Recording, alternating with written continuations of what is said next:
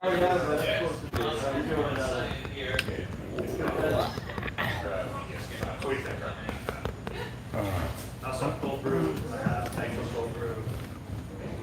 is up, Yang Gang? We are live at Flight Coffee House in Dover, New Hampshire. I'm gonna try to get out of this jacket and stuff while I can. I'll try to keep talking to you for a second. Hey! I'm just gonna call you Awana. Okay? Thank you for being here, bro. Appreciate you. I'm trying to come out my clothes a little bit. Aha! We got the Yang Gang coming on now. What's up, W? Good to see you. I've been following the channel for a while. A lot of y'all have been following the channel for a while. Y'all see Mr. New Hampshire Politics over there?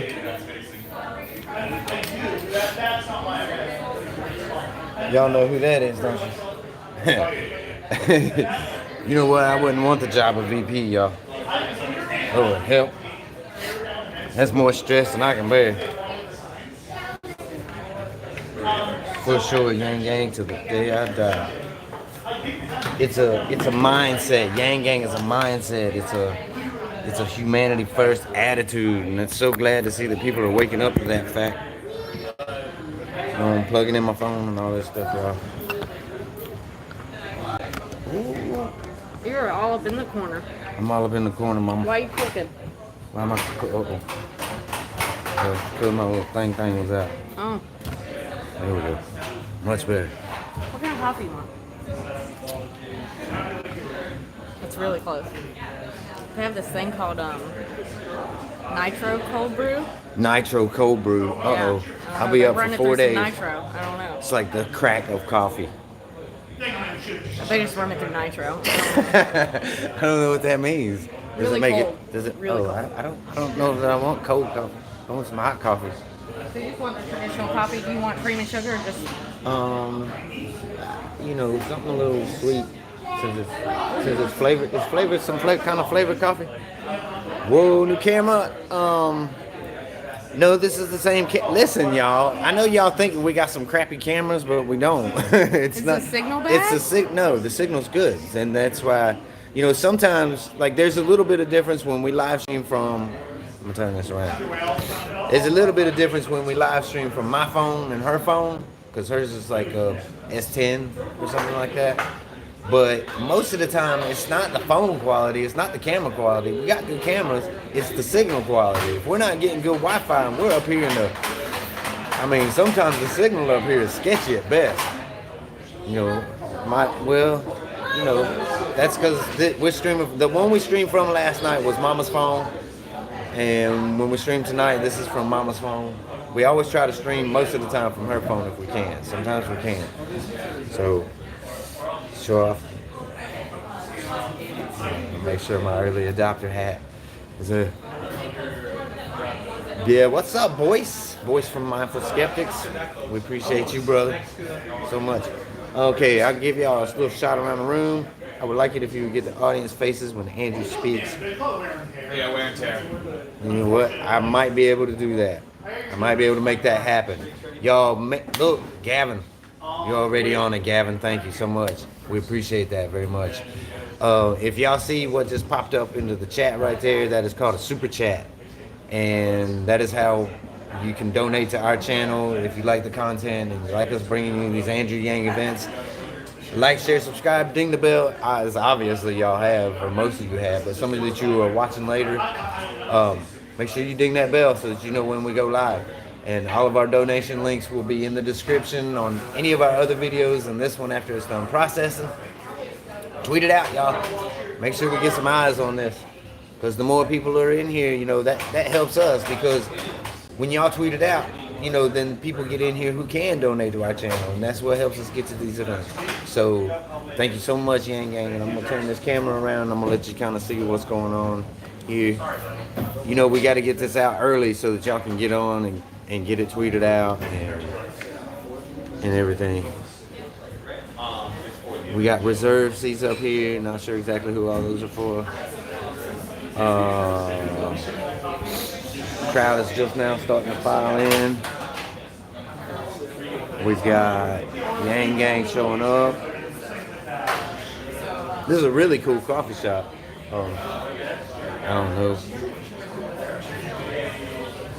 I don't know much about like strange coffees and stuff. I get up in the morning, I make me a pot of coffee, and I just drink it straight out of the pot. Literally, I just turn the carafe up. So, y'all make sure that you tweet this out. Tomorrow morning at 10, we're gonna try to get you on a little bit early, so the live stream might be going on at say 10 o'clock or something like that, maybe even a little bit before that. Y'all, tomorrow is going to be a historic event, okay? If y'all have been paying attention to this channel and what's been going on, all the candidates who are trying to be on the ballot here in New Hampshire are signing in Concord, New Hampshire. And we are going there tomorrow to cover this for y'all and stream you this historic event live. Y'all, when they look back at this and they see Andrew Yang signing that paper, oh my word, that's going to be a moment that they're going to look back on and be like, man, that's when shit became real. New Hampshire voters, y'all, we are yanging them up here. It is crazy. We was yanging them. I mean, last night, wow. At that event, there was a lot of people there who were not Yang Gang. We were yanging them. So I'm gonna turn this camera back around. Let y'all see this. 59 people on. We can do better than that. Can we get more shots of the audience during speeches? Absolutely, cheese sandwich. Cheese sandwich.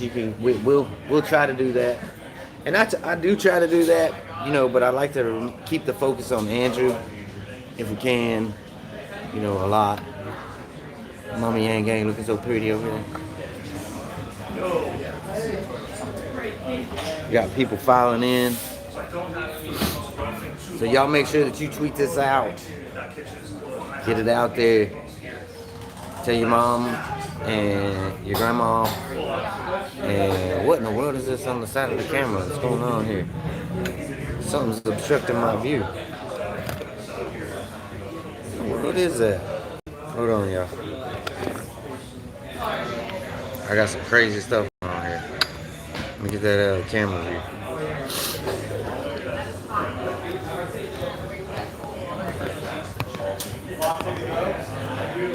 Alright, so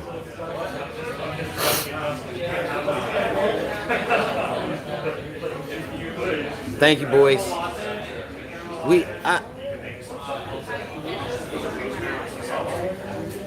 Oh, y'all, something else we're trying to do. And we may be able to talk to somebody tomorrow about this. There's going to be a debate in New Hampshire in a couple months. I think it's an NBC debate. Anyway, y'all, whoa, if the grassroots Yang Gang family could go there, oh my word. Mark Percy, you rock. We appreciate that so much, man. Y'all don't know, we put a lot of time into this, man. There's some days we're going 20 hours a day, y'all. Y'all don't even know.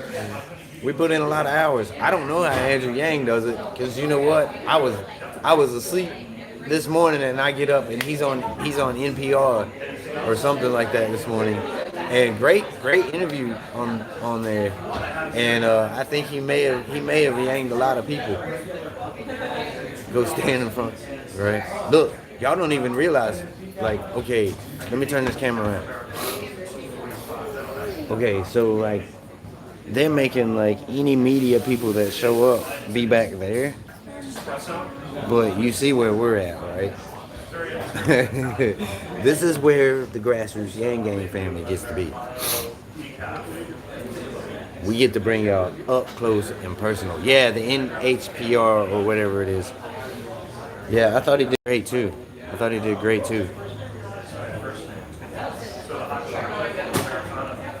Exactly. Prime location for sure. Y'all, I'm going to try this coffee right here.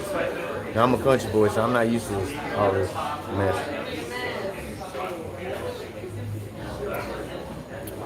Oh my gosh. Bruh, that shit is good. Maybe the city's not so bad. Yeah, I know y'all probably didn't want to see me taste test that coffee, but I mean, hey, this is live streaming. It's with no takebacks. So, like, share, subscribe, tweet it out, donate if you can. Super chat is up. Thank you. Don't get hooked. Don't. I'm telling you what. Listen, I don't know what this is, and I'm gonna ask so I can tell y'all. But this is some of the best tasting coffee I've ever had. And if I'm up for 3 days, I'll make sure to live stream it for you. For sure. Best cup of coffee ever? I don't know, man. Starbucks has this one. I always get a triple. Okay, it's called a triple venti caramel macchiato. And man, that stuff is a bomb. I got you on my 55 inch. Oh wow, that's so cool. Hold on. Look. Now you see my face on your 55 inch? How crazy is that? I wish I could actually be there with you to see what my face looks like on a 55 inch TV. That would be pretty awesome. What's up, Christian? Drink instant coffee? Ooh. Oh, I love the new Andrew Yang ads. Oh, which reminds me, y'all, listen, I don't know, I'm pretty sure that most of y'all who are on this live stream got the memo about trying to raise $1 million in a week to buy more TV ads. I know for a lot of us that, you know, these TV ads seem a little bit counterintuitive, and we're spending a big chunk of money on it. But here's the thing, y'all. The boomer generation especially, they watch a lot of TV. There's still a lot of people who watch traditional television, and we got to reach these people, and the only way that we're going to do that is via these TV ads. So we got to hit this $1 million mark, y'all. So if you can donate and buy merch, if you reach your limit, buy merch. You can buy all the merch you want to buy. And we gotta get these early states. You think about this. He spent, I think it was $600,000 on a week's worth of ads in, what was it, Iowa, maybe? I know he bought like $1 million total or something like that. But that's what this money's for. That's what these funds are for. And while there are creative ways to use this money, you still have to do the traditional things. You still have to run TV ads. Tom Steyer bought his way into 2 debates because he bought TV ads. That's it. He didn't go nowhere. He didn't talk to nobody. Vermin Supreme is an interesting guy. He runs for his 3rd time. Sorry. It is an investment. It's absolutely an investment. Listen, sorry that live stream, when people call, it pops up on the screen and it makes me reconnect and all that stuff. So we'll be right back whenever it does that. So anyway, we've got to do these traditional things. I heard somebody talking about Vermin Supreme over here. I don't know if y'all know who Vermin Supreme is. He is this libertarian guy, and he wears this rubber boot on his head. Dude, this dude, we interviewed him on one of our live streams. And this dude is crazy. He's awesome though. We love him Supreme. Shout out to you, bro. We got 104 people on here right now. Y'all, last night we had over almost 500. So make sure that y'all get this out. Make sure that y'all get this out. You know, I understand how it is. I'm gonna drink my coffee.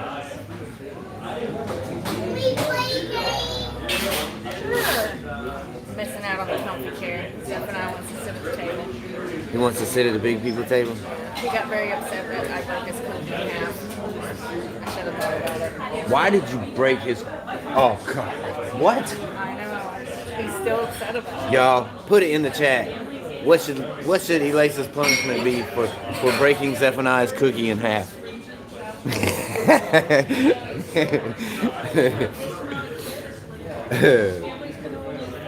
What's up, Joe? Y'all, we are picking up steam at the right time, and we need this $1 million. We need to make this $1 million. If we make another $1 million in the next week, y'all, for the campaign, and I'm seriously, okay, I know that we were trying to save the stock banking for, kind of more into Q4. But I'm telling you, man, I'm seriously considering selling all those stocks that we got for the stock banking to go towards this $1 million, because I feel like it's so important to reach the people that the television's going to reach, man. There's a lot of sedentary people, and there's a lot of people that watch a lot of TV. And buddy, you better believe when Matlock's coming on, there's going to be some eyeballs watching.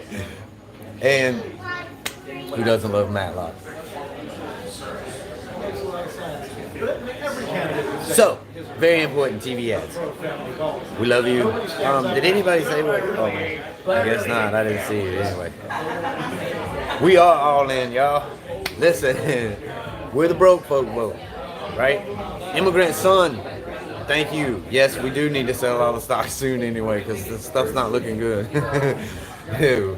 So, I mean, if you can get it in the green on Robinhood and you can sell it, I mean, I guess sell it. Donate it to the campaign. But, that's what this stock banking thing is for. And yes, Andrew will be here, redacted, which is an awesome name. Redacted. I got pretty good comedic timing, thanks.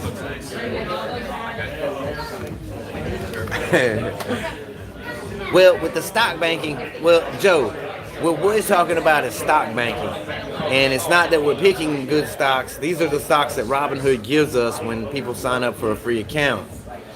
And the object is to if you don't have a Robinhood account, to sign up for a Robinhood account under somebody who is doing the stock banking thing, and then we're going to sell those stocks and donate it to the campaign. It's just an easy way for the broke folk vote to get the word out and to donate to Andrew Yang's campaign. It is a random stock. It's a stock that they give you for free. So, like, what do we care how much it is? If it's $2, it's $2. If it's $20, it's $20. It's free. So, yeah. Do you know much about the New Hampshire legislature? It's the third largest legislature in the US. Yes. See, you got it right, actually. Yang just flexed with $1 million in TV ads. So that's going to go a long way. Oh, thanks for that 2020, Alan. That is beautiful for the super chat. Thank you so much. Y'all, that helps us get out to these events. We appreciate it. We appreciate y'all tweeting us out. We appreciate y'all the support that you show this channel each and every day.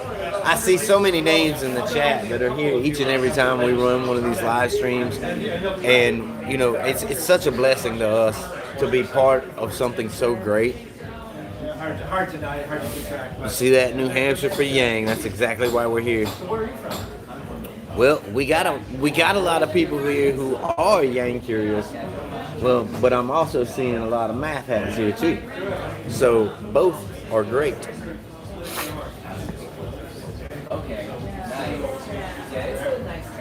Yeah. Hey, we might have to try to get down to Texas sometime. Oh, all right, check this out, y'all. So, I'm driving along and I see a tweet pop up or whatever. It's Fred. And Fred says he called me and he said he was gonna be here or try to bring the truck down here, but I'm not sure if this. I don't know, man. I don't see any kind of trucks on these roads, so I don't know if you're actually allowed to bring a tractor trailer down here. It doesn't look like it. But Fred said that he's going to try to be here at some point in time, and we're going to see if we can talk to him. I don't know. He's the weather here is it's been raining, so the traffic is just, you know how it is with rain.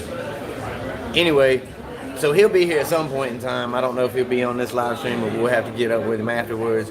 But he is also going to be at the historic signing tomorrow.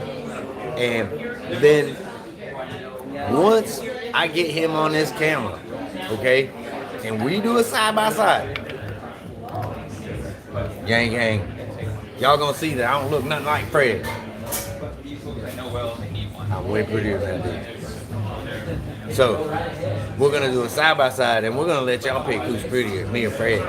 So, and y'all are grassroots Yang Yang family. Y'all remember that. You know what?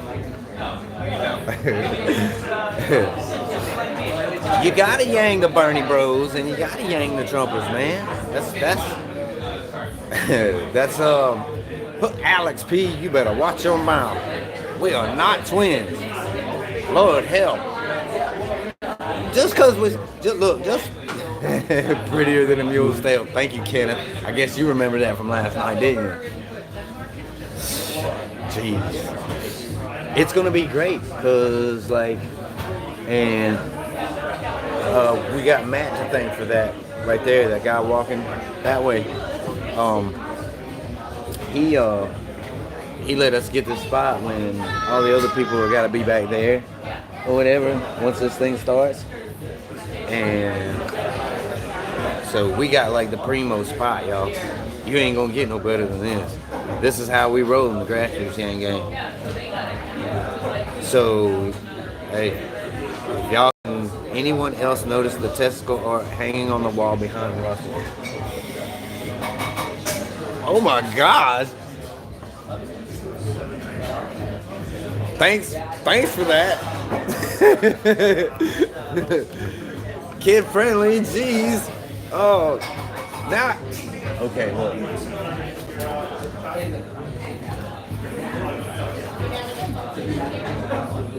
There. We'll turn that back. Well, I appreciate y'all letting me know that I have balls on the wall behind my head. Appreciate that. Thanks. I've been standing here for 20 minutes, 30 minutes, and only one person's called it out. Come on, y'all. Let's get some perception in here. Jesus. What?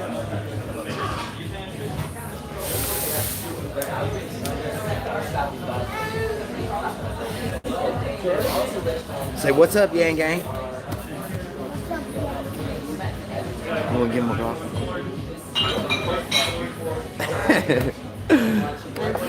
He's so cute. There, see? I can put your trucks right there. Yeah, I'm still trying to figure out where they're gonna put the special needs people. So we got. Let's see what this is. I'm not sure what this is. All right, you gonna lay down? Relax. Oh my word! What is this? Everything in this place is good. Did you taste this coffee? That is chocolate chip pumpkin bread. Man, chocolate chip pumpkin bread. Marchand bought that for us. That and the cookie. What? That was nice of him. Thank you, Steve. That was really cool. Shout out to Steve Marchand. Oh yes, you gotta try mine, 7-9.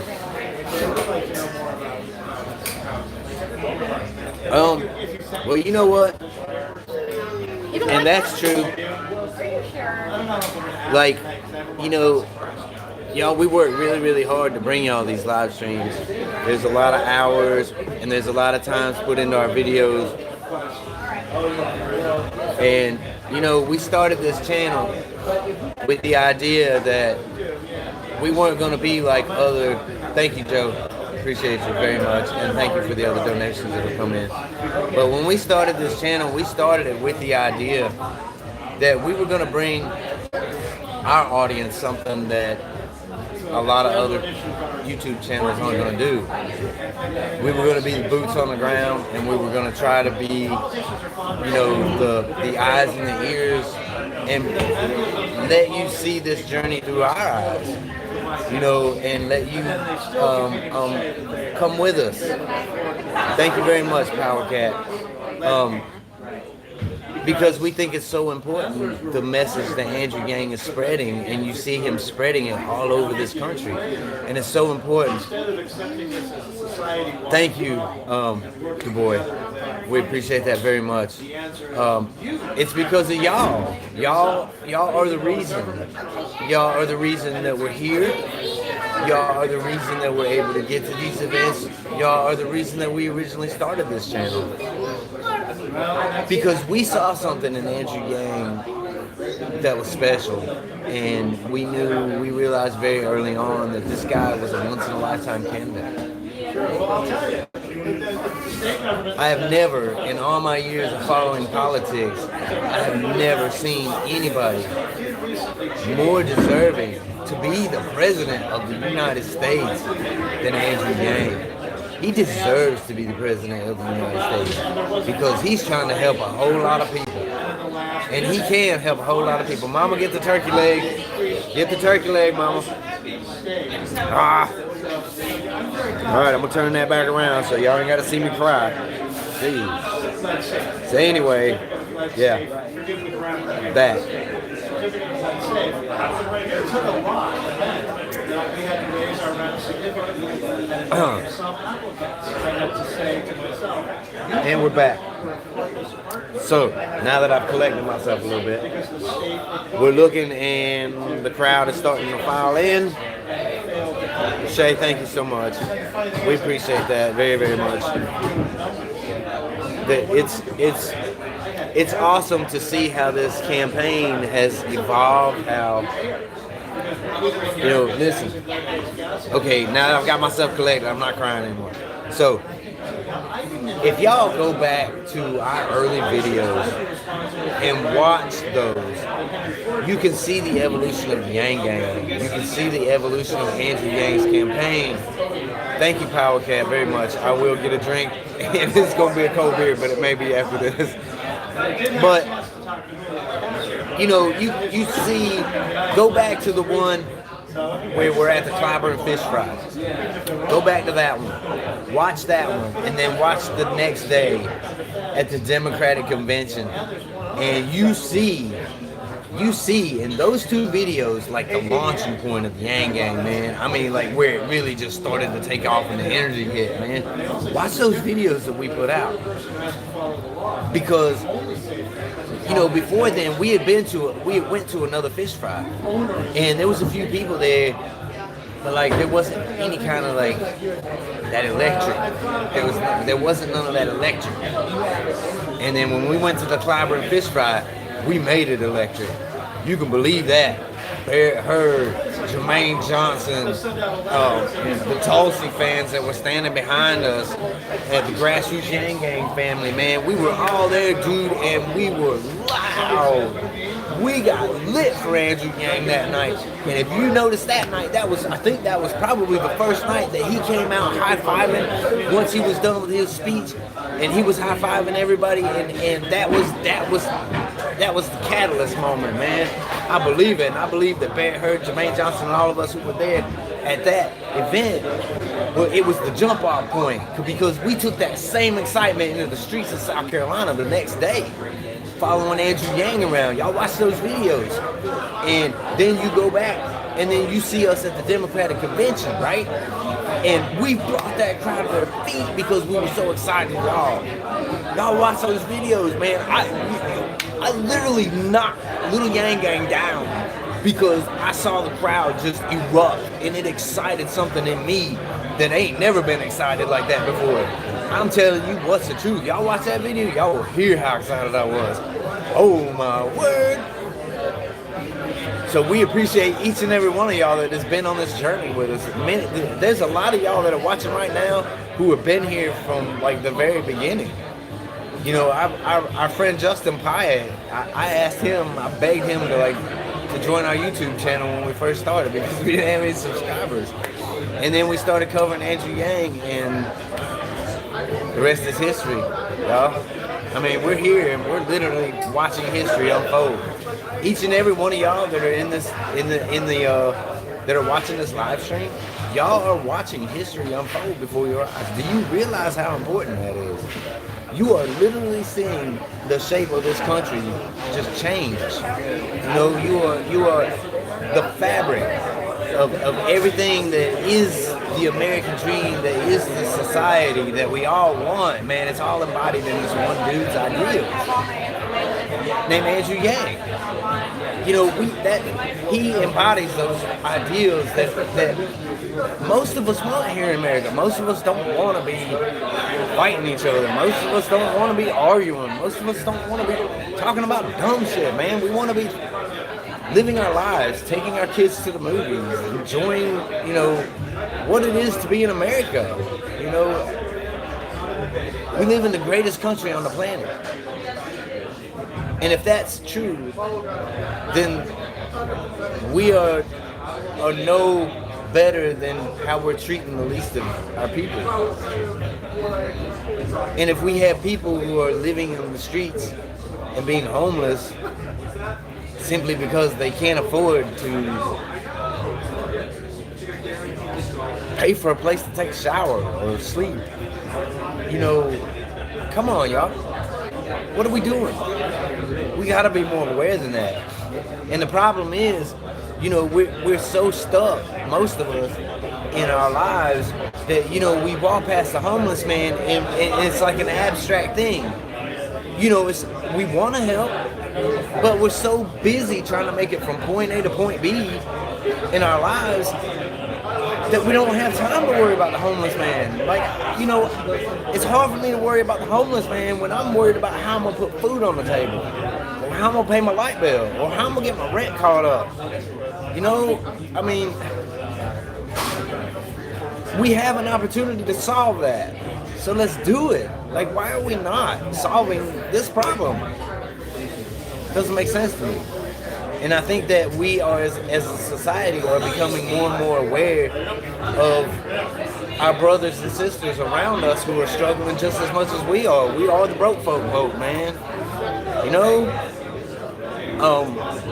I don't know. I'm gonna quit preaching now. I'm gonna turn this camera around and let y'all look at the people, I guess.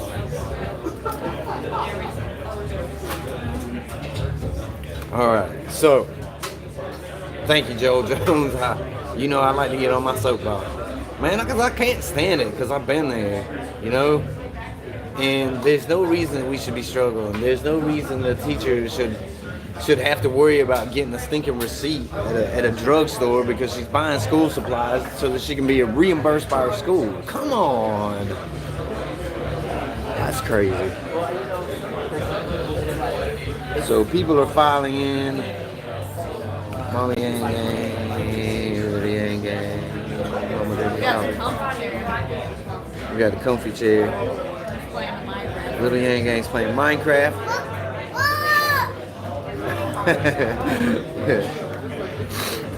Oh Lord, Jim Varney, really? Somebody said that I sound like Jim Varney. Isn't that? Some of the comments. I want to hear the comments. Tell me something good.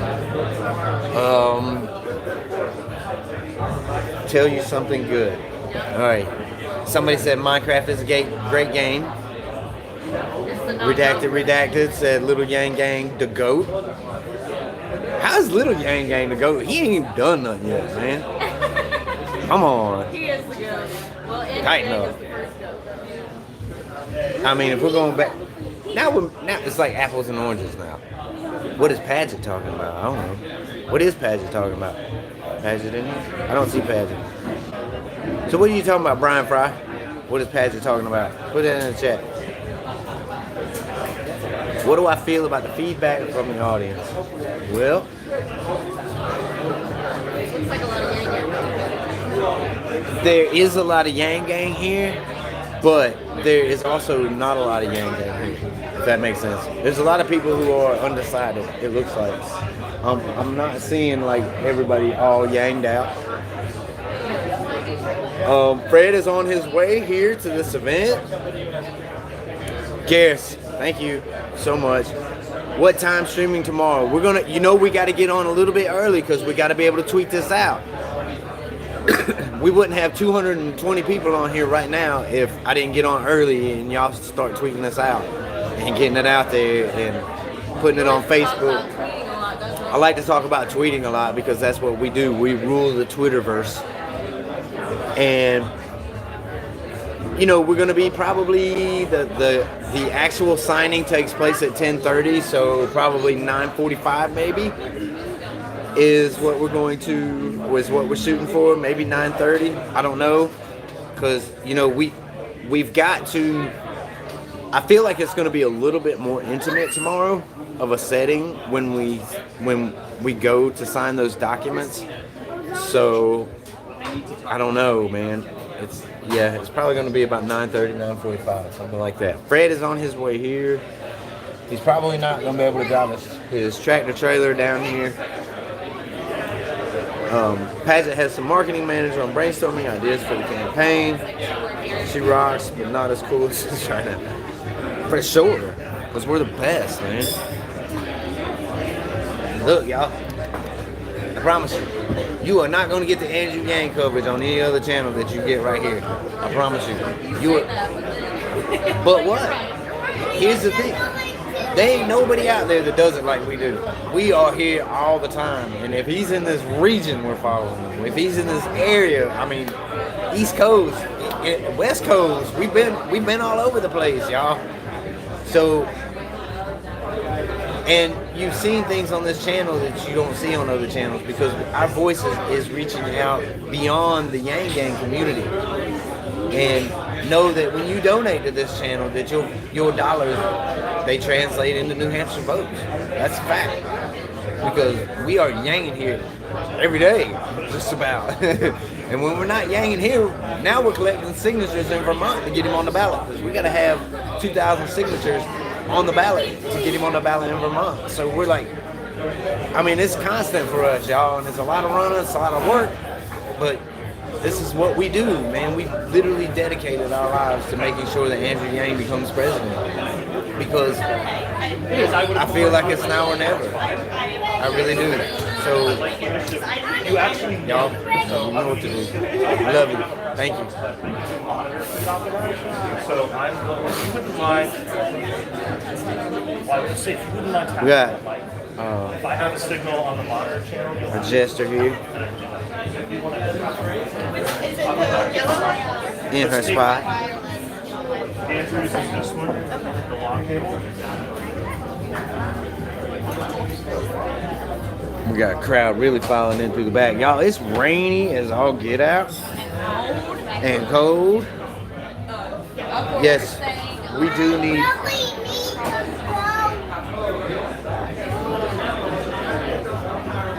Little Yang Gang is feeling Yang exhausted.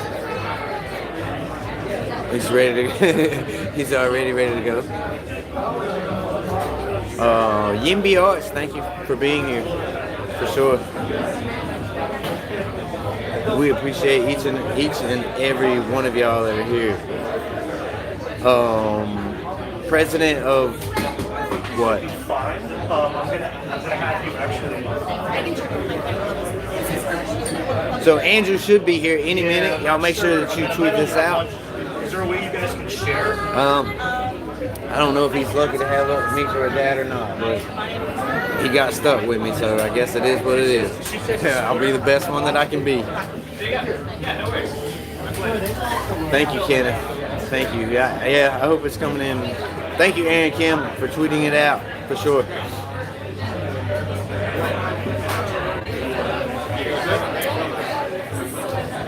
If y'all are just tuning in, somebody, you know, the Yang Gang was letting me stand here with a pair of. Oh, there it is. I'm gonna pour this in there. Sorry. Had to. All right, pour that in there. I gotta get him Childish some. sometimes. I gotta get him Whatever.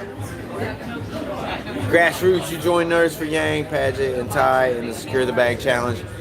No, and I'll tell you why. It takes so much time to do. Hold on, let me get I gotta get this balls off the wall. Out of the view. It's so. Yeah. Yes. Okay. So here's the thing. Alright. These other two are. Y'all see that Ronnie's on there, right? In that challenge, that 50K challenge. If y'all don't know who Ronnie is, he does the Read My Lips podcast. Love him. He's an awesome dude. And he had me on one day, and it's a Bernie channel, but he wanted to have it, to where he talked all politics. And I went on there, and now this is according to him. He said that I was the one that pushed him over the fence for Yang, and now he is like promoting Yang all the time. And he's part of that challenge, so he's gonna be our voice there. He's in my Yang tree, so I'm gonna try to figure out now. And you know what's awesome is that now that he's doing that for his channel. Now all those people who go to him and listen to him and his awesome commentary, now they're hearing the commentary about Andrew Yang. So, you know what? Y'all spread your Yang trees out and, Yang everybody that you can. So, I'm telling you, every dollar that's donated to this channel is donated, it's getting Andrew Yang's voice out. You can believe that. We love you, Yang Gang. Thank you very much. We appreciate it. Andrew should be here any minute now. This is, for those just tuning in, You're definitely gonna get a signal. I don't know about her. we are at Flight Coffee House in New Hampshire, and I'm telling you what's the truth, y'all. We have one mic. This place is starting to get packed out. Y'all hear my voice is going. So, how many Californians do you think are here right now? Huh? How many Californians? There are a lot of people, and I'm gonna tell you, okay, I come to a lot of these events, as y'all know, that y'all follow this channel, right? And there are a lot of faces here that I have not seen at any of the events. And that is very encouraging to me, because when you go to as many of these events as we do, then you get to know people and you recognize familiar faces. And I don't recognize 90% of the faces here, y'all. Like, seriously. The few faces that I do recognize are, like, obviously Steve Marchand, Christine, Jester, but she's a news person, so, like, does she really count? I'm kidding.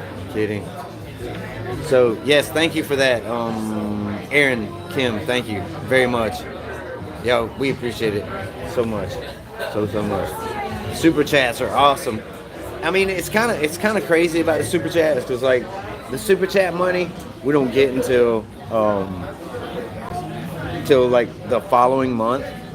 But it's cool because, I guess it all works out in the end. So like, share, subscribe, donate if you can. Donation links are in our other videos up until this point. You can find them all there. Just click over on one of the other videos, which are awesome. Watch them. Yes, it is a nice $75 hat. All that money goes directly to Andrew Yang's campaign and to raising his funds. So every bit of merchandise that I can buy, you can believe I'm gonna buy it. For sure. Especially when it's an OG early adopter hat. And it's got an Amazon claw on it.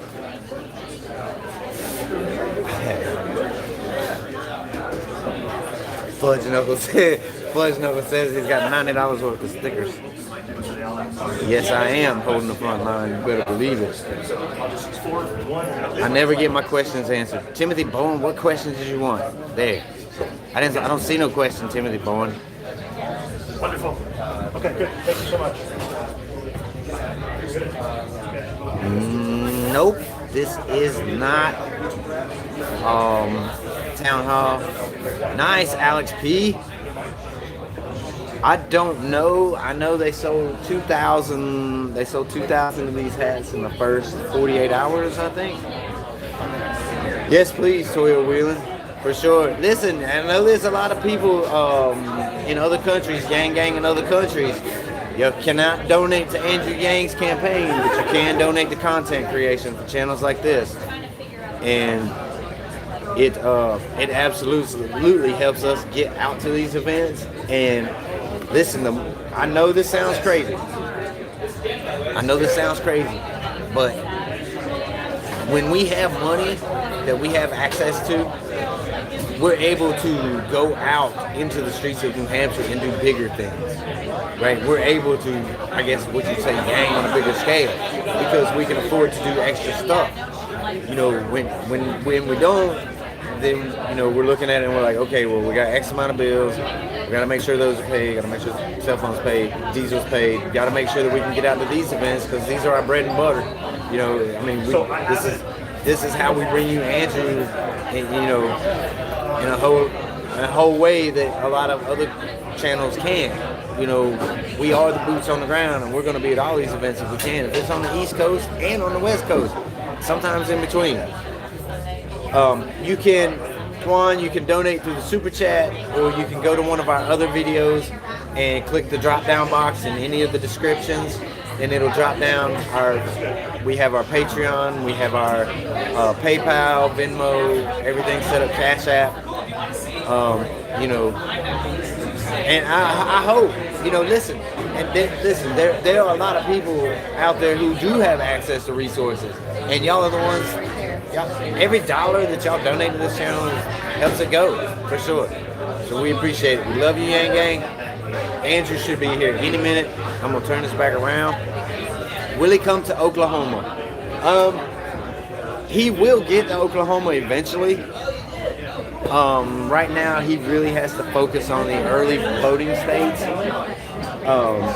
He's got to focus his time in New Hampshire. He's got to focus his time in South Carolina and Iowa. I'm watching on YouTube and don't see a dollar sign. I don't know. There should be. It's a little thing on the top of the chat screen, I think. Yeah, it's right next to the chat box. You are welcome, Timothy Bowen. I'm sorry if I missed your I try to respond to all of y'all at different points in time. Yes, for sure. Hatchet Fam Entertainment says that it's a billionaire company to sell our info. It's for sure, and we should get our fair share of it. Thank you, Bonchu. Thank you very much. I hope I pronounced your name right. I am from the country and I do the best I can, so y'all forgive me if somehow I don't get it quite right.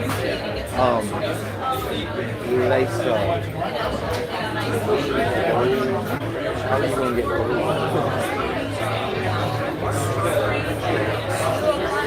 Tripod right there.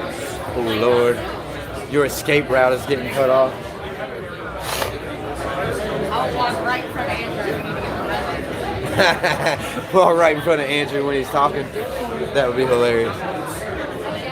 Like high five him on your way to the bathroom. What's up, Andrew? While he's talking, you know? That would be great. Alex P, thank you very much. Thank you across Canada for putting that in the chat.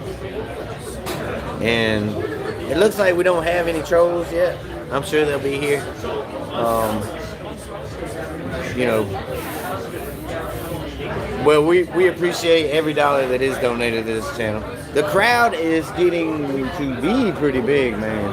Okay, so 1, 2, 3, 4, 5, and then 1, 2, 3, 4, 5.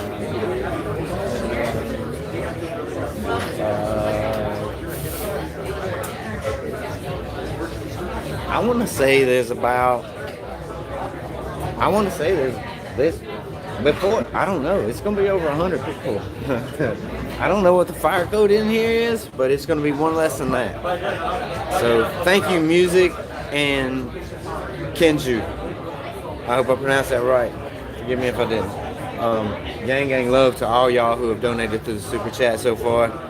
Donated through our other links. We appreciate it. It's very, very much appreciated. Y'all, okay. Hey, you know what? What is so crazy? Okay, so check this out, y'all. So we're up here in New Hampshire, right? And we are, you know, trying to do all these events and stuff, and being in Vermont and New Hampshire, and I've got one pair of pants. One pair of pants. Y'all know how cold it is up here? I got one pair of pants. I'm wearing shorts right now because I got one pair of pants. Yeah, but it's because I got one pair of pants.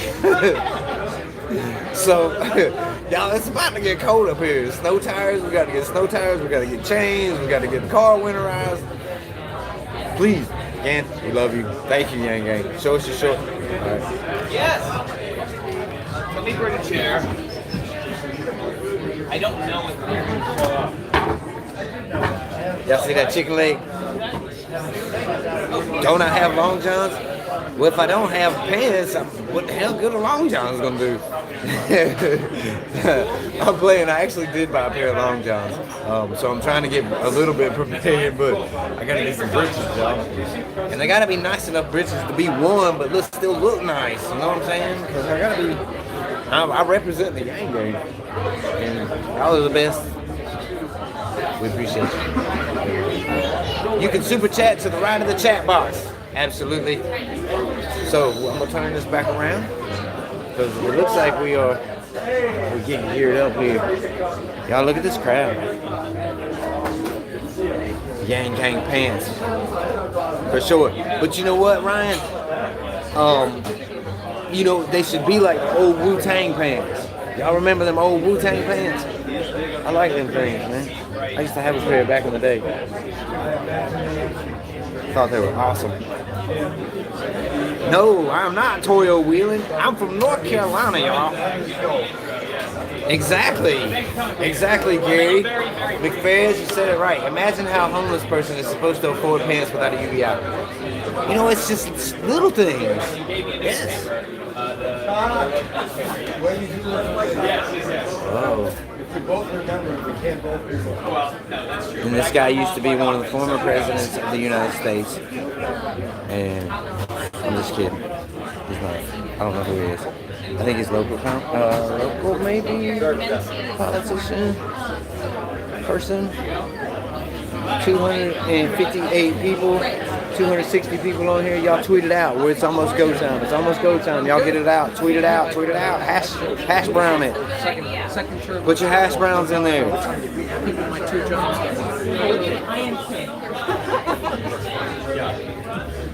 All right, so we got a lot of local Democrats here.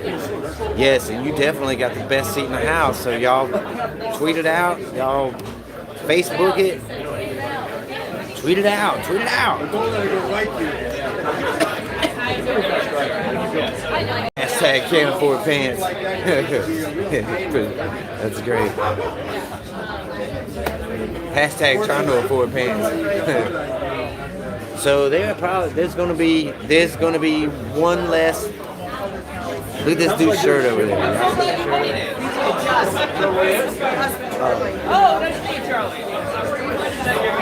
We got a lot of local area Democrats here.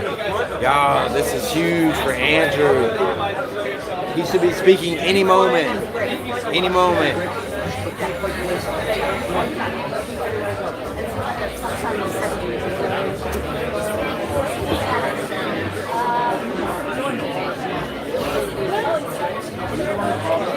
It is y'all can't get any better seats than this, y'all.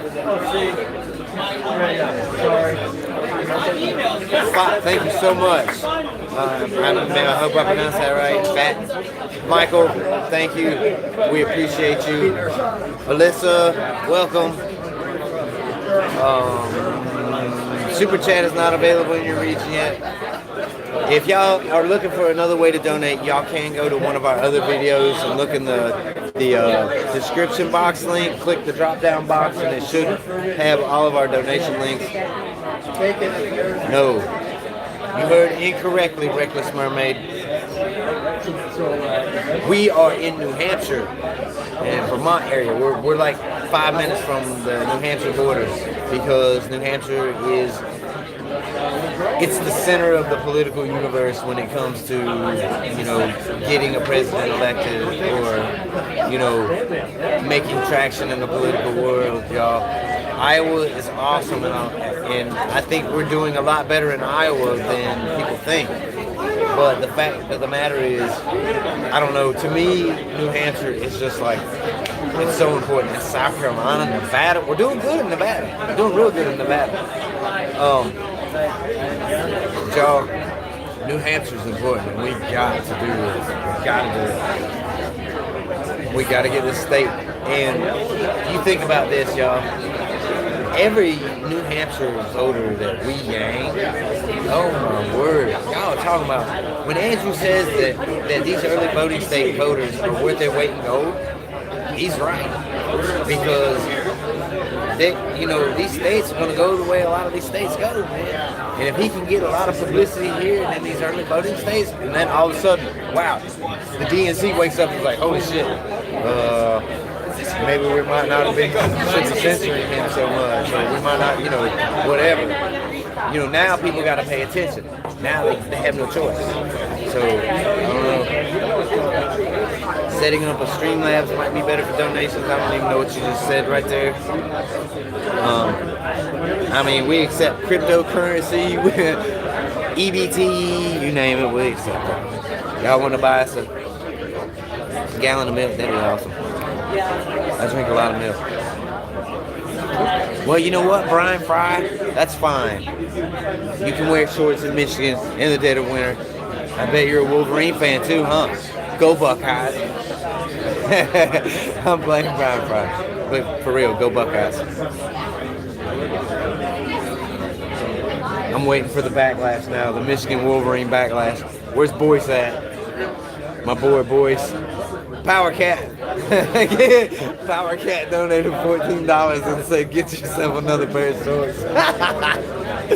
I'll buy 2 pairs of shorts and put them together and make me some long pants. What's the fire code? I don't know, but we're 1 under. We are 1 under the fire code. And there are still people filing in. Oh my word, y'all, this place is packed. This is awesome. Lots of people like coffee. This is a good place for it. Man, they got some good coffee.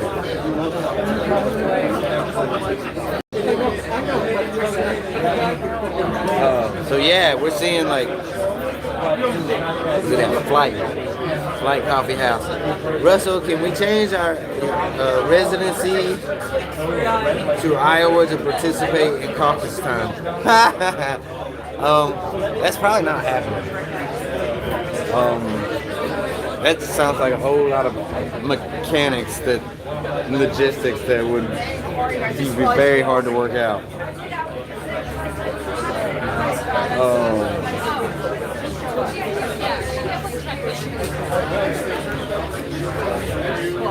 I saw it just in the chat right there that somebody said it. Oh my word! Look, hold on. Look who just showed up. That's my boy right there. So anyway, bigger venue. This is a big venue in New Hampshire. What are you talking about?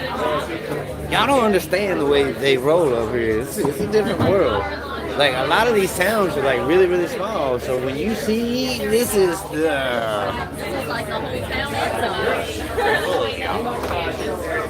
I'm trying to do this without bumping anybody. I'm holding the tripod up. So, what does it matter?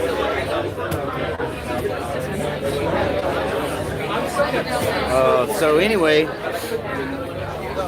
I don't know. That's the entire town population? No, not quite. We got a lot of people from not this town probably. But they, oh my gracious, y'all.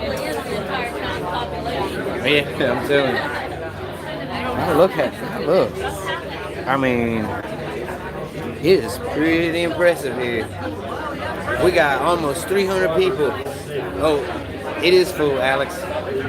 And it's just getting fuller. And we are still going to be 1 below the fire code, whatever the fire code is. We are 1 below that. And Andrew Yang will make a joke about that. Guaranteed. Y'all want to put a bet? Who wants to put a bet on that? Yes, thank you, Howard. That was awesome. So now we're up over 300. We appreciate y'all tweeting us out. We appreciate y'all sharing. This is at Flight Coffee House in New Hampshire. see Mr. New Hampshire politics himself, Steve Marchand.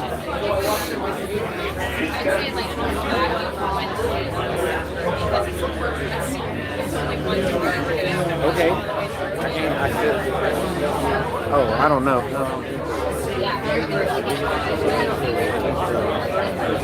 Just keep him. He'll eventually fall asleep.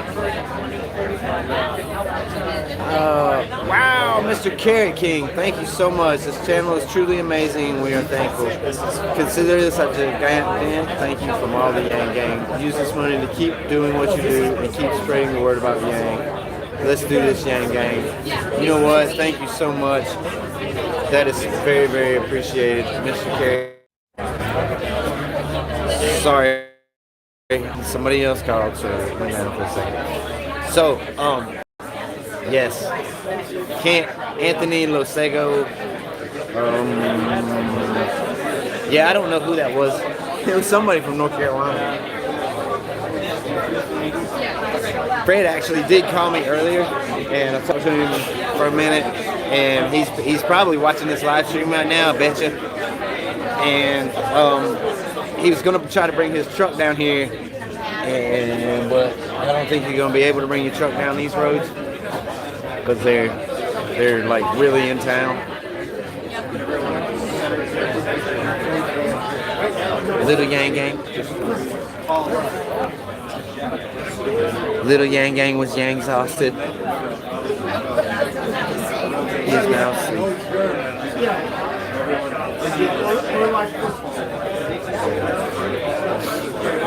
Andrew should be here any minute. So y'all gotta think, oh my God. You know, when I was first talking, you know, somebody asked me a little bit ago, like, how many people were here, and I was doing the math, and I was, like, counting, right? And there was, like, I counted, like, probably close to 100 people if you just did the rows or whatever. And now, y'all, there's a lot of people here. Oh, my gosh, this place is packed. And, you know, and he talks about how many, you know, votes this translates into, like, as far as California voters. And we love y'all California voters. Don't think that you don't matter, okay? We love y'all because we need y'all in that number of 1,000 to make up that difference. So we appreciate each and every one of y'all in California. So, but, y'all, this is huge. There's probably, if it's 1,000 Californians per New Hampshire, let's say there's $1.50 here? That's a lot. So, wow, yeah, that's pretty cool. I'm gonna turn this around again. Look at Mr. New Hampshire politics himself.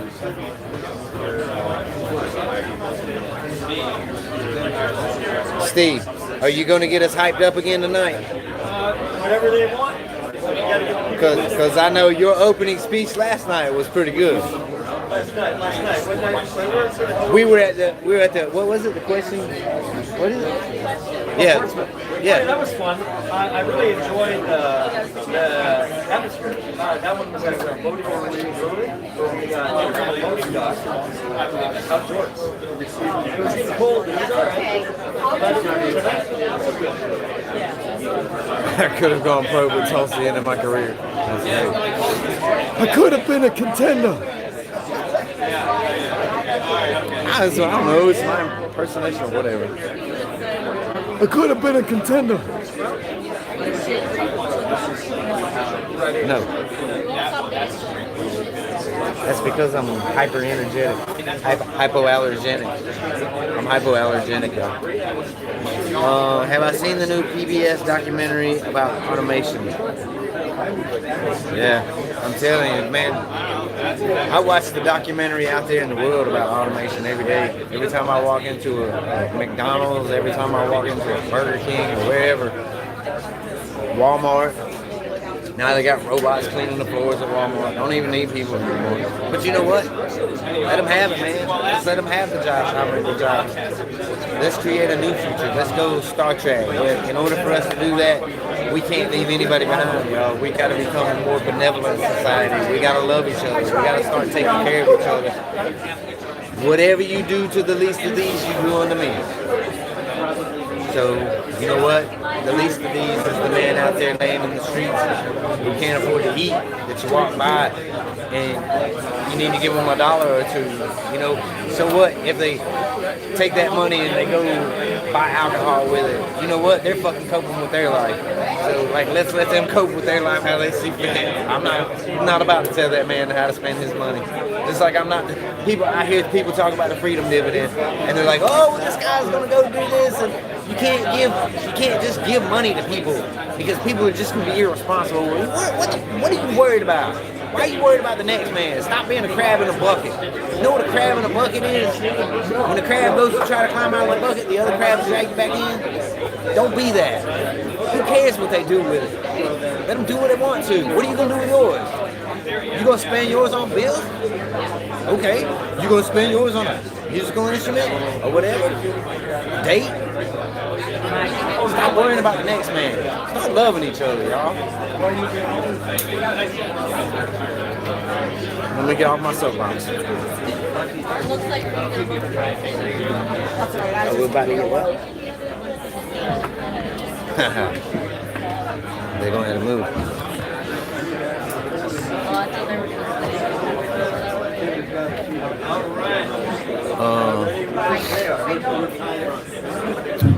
There we go. Hello. How y'all doing tonight? I'm going to try that again because Andrew Yang's here in 5 minutes. How y'all doing tonight? Let's go, baby! You got to sound like the First in the Nation primary if you want to keep being the First in the Nation primary. All right? How many of you here would call yourself Yang Gang? Yeah! How many of you are ready to become a member of the Yang Gang if the conditions are right? Okay, I'm not a math major, which apparently you have to be to wear the t-shirt or the hat, but I know that it's just about everybody between the two categories. That's my math. I'm Steve Marchand. I was the mayor of Portsmouth. I ran for governor last year. Breaking news, I did not win. If I had won, I would have made more news when I signed on with Andrew Yang. But here's the news. When I met Andrew in January, I realized, wow, a 44-year-old guy who's the father of two, a first-generation American, and he loves math. Holy crap, that's me!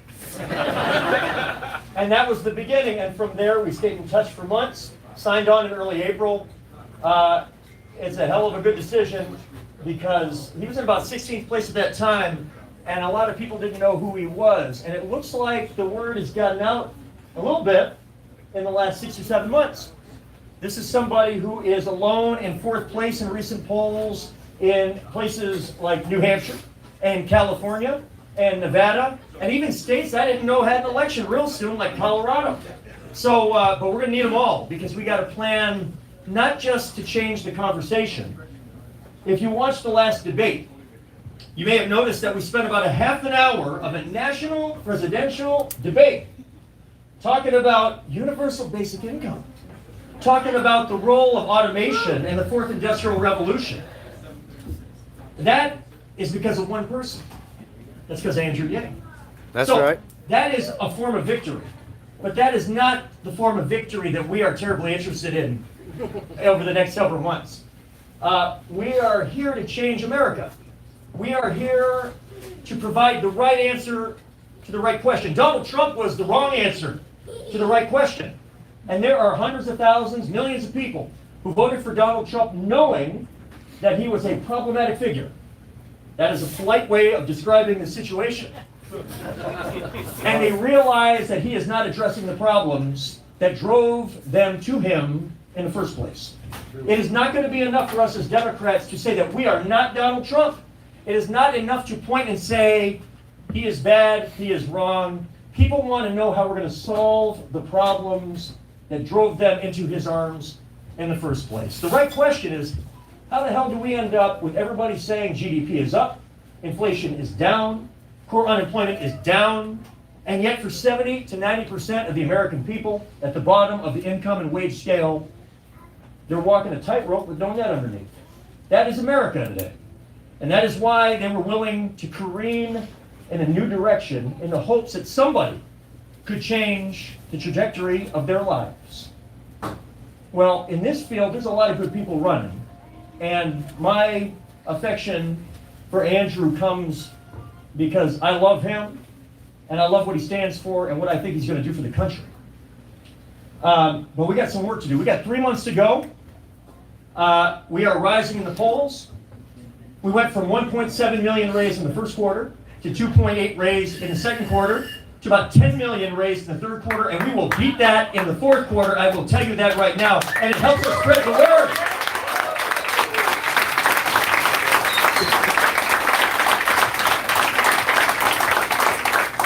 We got a great staff, and we have staff members that are saying at once that he is here. And then not yet. which means every other sentence could be the denouement. And then it is not. But soon it will be. Anyway. You're just a tease. I'm the tease. There you go. How many of you have seen Andrew Yang in person before? Oh. What'd you think? Loved it. Let's go. We're back. United States. Say that again? The next president of the United States. Well, that's why we want to. That's it. That isn't just an opinion. That is a prediction. How many of you have never seen Andrew live before? What do you want to know before you're willing to sign on the line that is dotted? What do you want to know? How's he gonna get it done? How's he going to win the whole thing? No, how's he gonna do what he says he wants to do? Well, I don't want to steal his thunder because nobody does it like Andrew. It's going to be a great Q&A tonight, I have a feeling, y'all. But he'll tell you, this is his ideas, the big picture ideas. The reason I signed up with him, as much as anything, is I have never seen a presidential candidate on the Democratic side, and I've been born and raised. I held a Gary Hart sign in 1984 as a 10-year-old during a blizzard. All right, I've seen it. I've never seen a candidate on the Democratic side get as many Republicans to show up at his events. Consider that, a 44-year-old Asian American who says he will get you $1,000 a month if you are an adult citizen of the United States. Medicare for all. One of the most aggressive and I think an impressive climate change plan. These are not the plans of somebody who's trying to blur the differences and to try to persuade you that he's actually a Republican, or maybe he can get the imaginary moderate. This is somebody who understands that there are millions of Americans in this country who want us to, for the first time in a while, just lead. Lead. Tell us where we need to go. Tell us how we will do it. Tell us how much it costs. Tell us how we'll pay for it. And they're willing to go in places. I mean, hell, a lot of people voted for Donald Trump for the love of God. They are willing to go to new places. They just want to know that this time they'll get something different. The opposite of Donald Trump is not an insider. It's an outsider who solves problems. Now, I think I see him. He's right over there. So you heard enough of me. Ladies and gentlemen, here he is. Next president. Let's go, Andrew! Andrew Yang. Woo!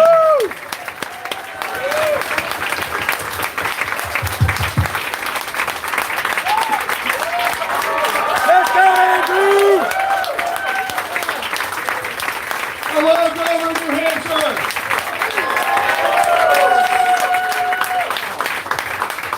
So many math hats, math signs, yang. So I want to thank Blake for having us. The owner's here? I'm here. All right. What's up, buddy? Thank you very much, and make sure and get some coffee or a drink or a chai before you go. I also want to thank the Dover Democrats, Jim, for having us here today. How many of you have seen me speak before? Let's try that. All right, about 50-50. Some of you are what I call Yang curious. I'm Andrew Yang. I'm running for president as a Democrat in 2020. How many of you know I went to high school here in the state? I went to Phillips Exeter Academy. Graduated in 1992. They had me back to speak just a few months ago. When I was honest, I said, I haven't been back since graduation because I did not have a good time here. And the student body then erupted in applause. I was like, oh, that was not my intended reaction. That was sort of bad. After I graduated from Exeter, I went to Brown University, not that far from here. Do you remember? Brown? Yes. Yeah. Ever true, we had a lousy football team forever. And after that, I went to law school and became an unhappy corporate lawyer for 5 months. Because being a lawyer, I found that at least in that practice, my job was to think about the worst things that could happen, try and put them into a contract. I thought, no, this doesn't seem ideal. I'd like to go out there and build something. So I left to start a business. How many of you have started a business or organization or book club or mailing list or nonprofit? So if you have your hand up, you know 2 things. Number 1, it's much harder than anyone ever lets on. And number 2, when someone asks you how it's going, what do you say? Great. Great. So my little company went great till it failed. My parents told people I was still a lawyer. But I've been bitten by the bug, and I said, how do you get better at this very, very difficult process of building a business or organization? So I worked for a more experienced entrepreneur for 4 years, and then I became the head of an education company that grew to become #1 in the United States and was bought by a big company in 2009. In 2009 was the financial crisis. How many of you were here in this part of New Hampshire 10 years ago? How was that period here in Dover? It was hell. It was hell. People losing their homes, like all these businesses contracting. The economy had gone off a cliff. And I thought I had some insight as to why our economy went off a cliff 10 years ago. It was because many of the wannabe whiz kids I'd gone to Exeter and Brown and Columbia with had headed to Wall Street and helped create the exotic financial instruments and derivatives and mortgage-backed securities that had helped crash the economy. So I thought, what a train wreck. This is exactly the opposite of what you would want people to be doing. But you can't be negative. You can't say, don't do that. You have to say, okay, what would we rather them do? And because I'd gotten so much out of entrepreneurship through the peaks and valleys, I said, I think young people would like, and what we need them to do is to start businesses and create jobs in places like Detroit, Cleveland, St. Louis, Birmingham, Baltimore. So I quit my job. I donated some money to start a nonprofit called Venture for America. And then I started calling rich friends with this question: do you love America? And then a smart among them said, what does it mean if I say yes to this question? And I said, at least $10,000. And 12 of them said, I love America for $10,000. It's like, I thought you did. So we started with a couple $100,000 that grew to the millions, helped create several thousand jobs around the country. I was honored by the Obama administration as a champion of change. I got to introduce my wife to the president, so my in-laws were really excited about me for about a week. And look at those pictures. I thought I did all right. But during this time when my work was being celebrated, I had this really sinking feeling. How many of you grew up in this part of, let's call it New England? I grew up in upstate New York. So how about like mid-Atlantic, like New York, Penn, Midwest, South, West Coast? So I spent 7 years working in the Midwest and the South primarily as the CEO of Venture for America, this organization I'd started. And I was blown away by the gulf between different parts of our country, where if you fly between Michigan and Manhattan or St. Louis and San Francisco, you feel like you're traversing dimensions and decades and ways of life instead of just a few time zones. And so people were patting me on the back saying, nice job, how are you doing it? And I was like, no, you don't get it. I feel like I'm pouring water into a bathtub that has a giant hole ripped in the bottom. That for any good we're doing, people are losing jobs and opportunities at a much faster rate, a higher clip. And then Donald Trump became our president in 2016. How did you all react when that happened? Tears, shock, PTSD, disappointed. I was stunned too. I said, holy cow. Tens of millions of our fellow Americans decided to take a bet on the narcissist reality TV star because they just did not believe that our government was actually responding to the problems that they were seeing day to day. And if you turn on cable news, why would you say that he won in 2016?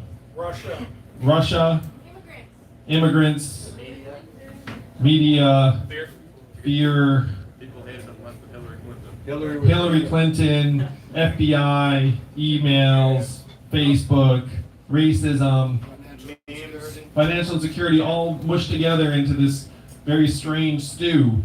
But I'm a numbers guy, and after he won, I went around looking for an explanation. in the numbers, and I found one.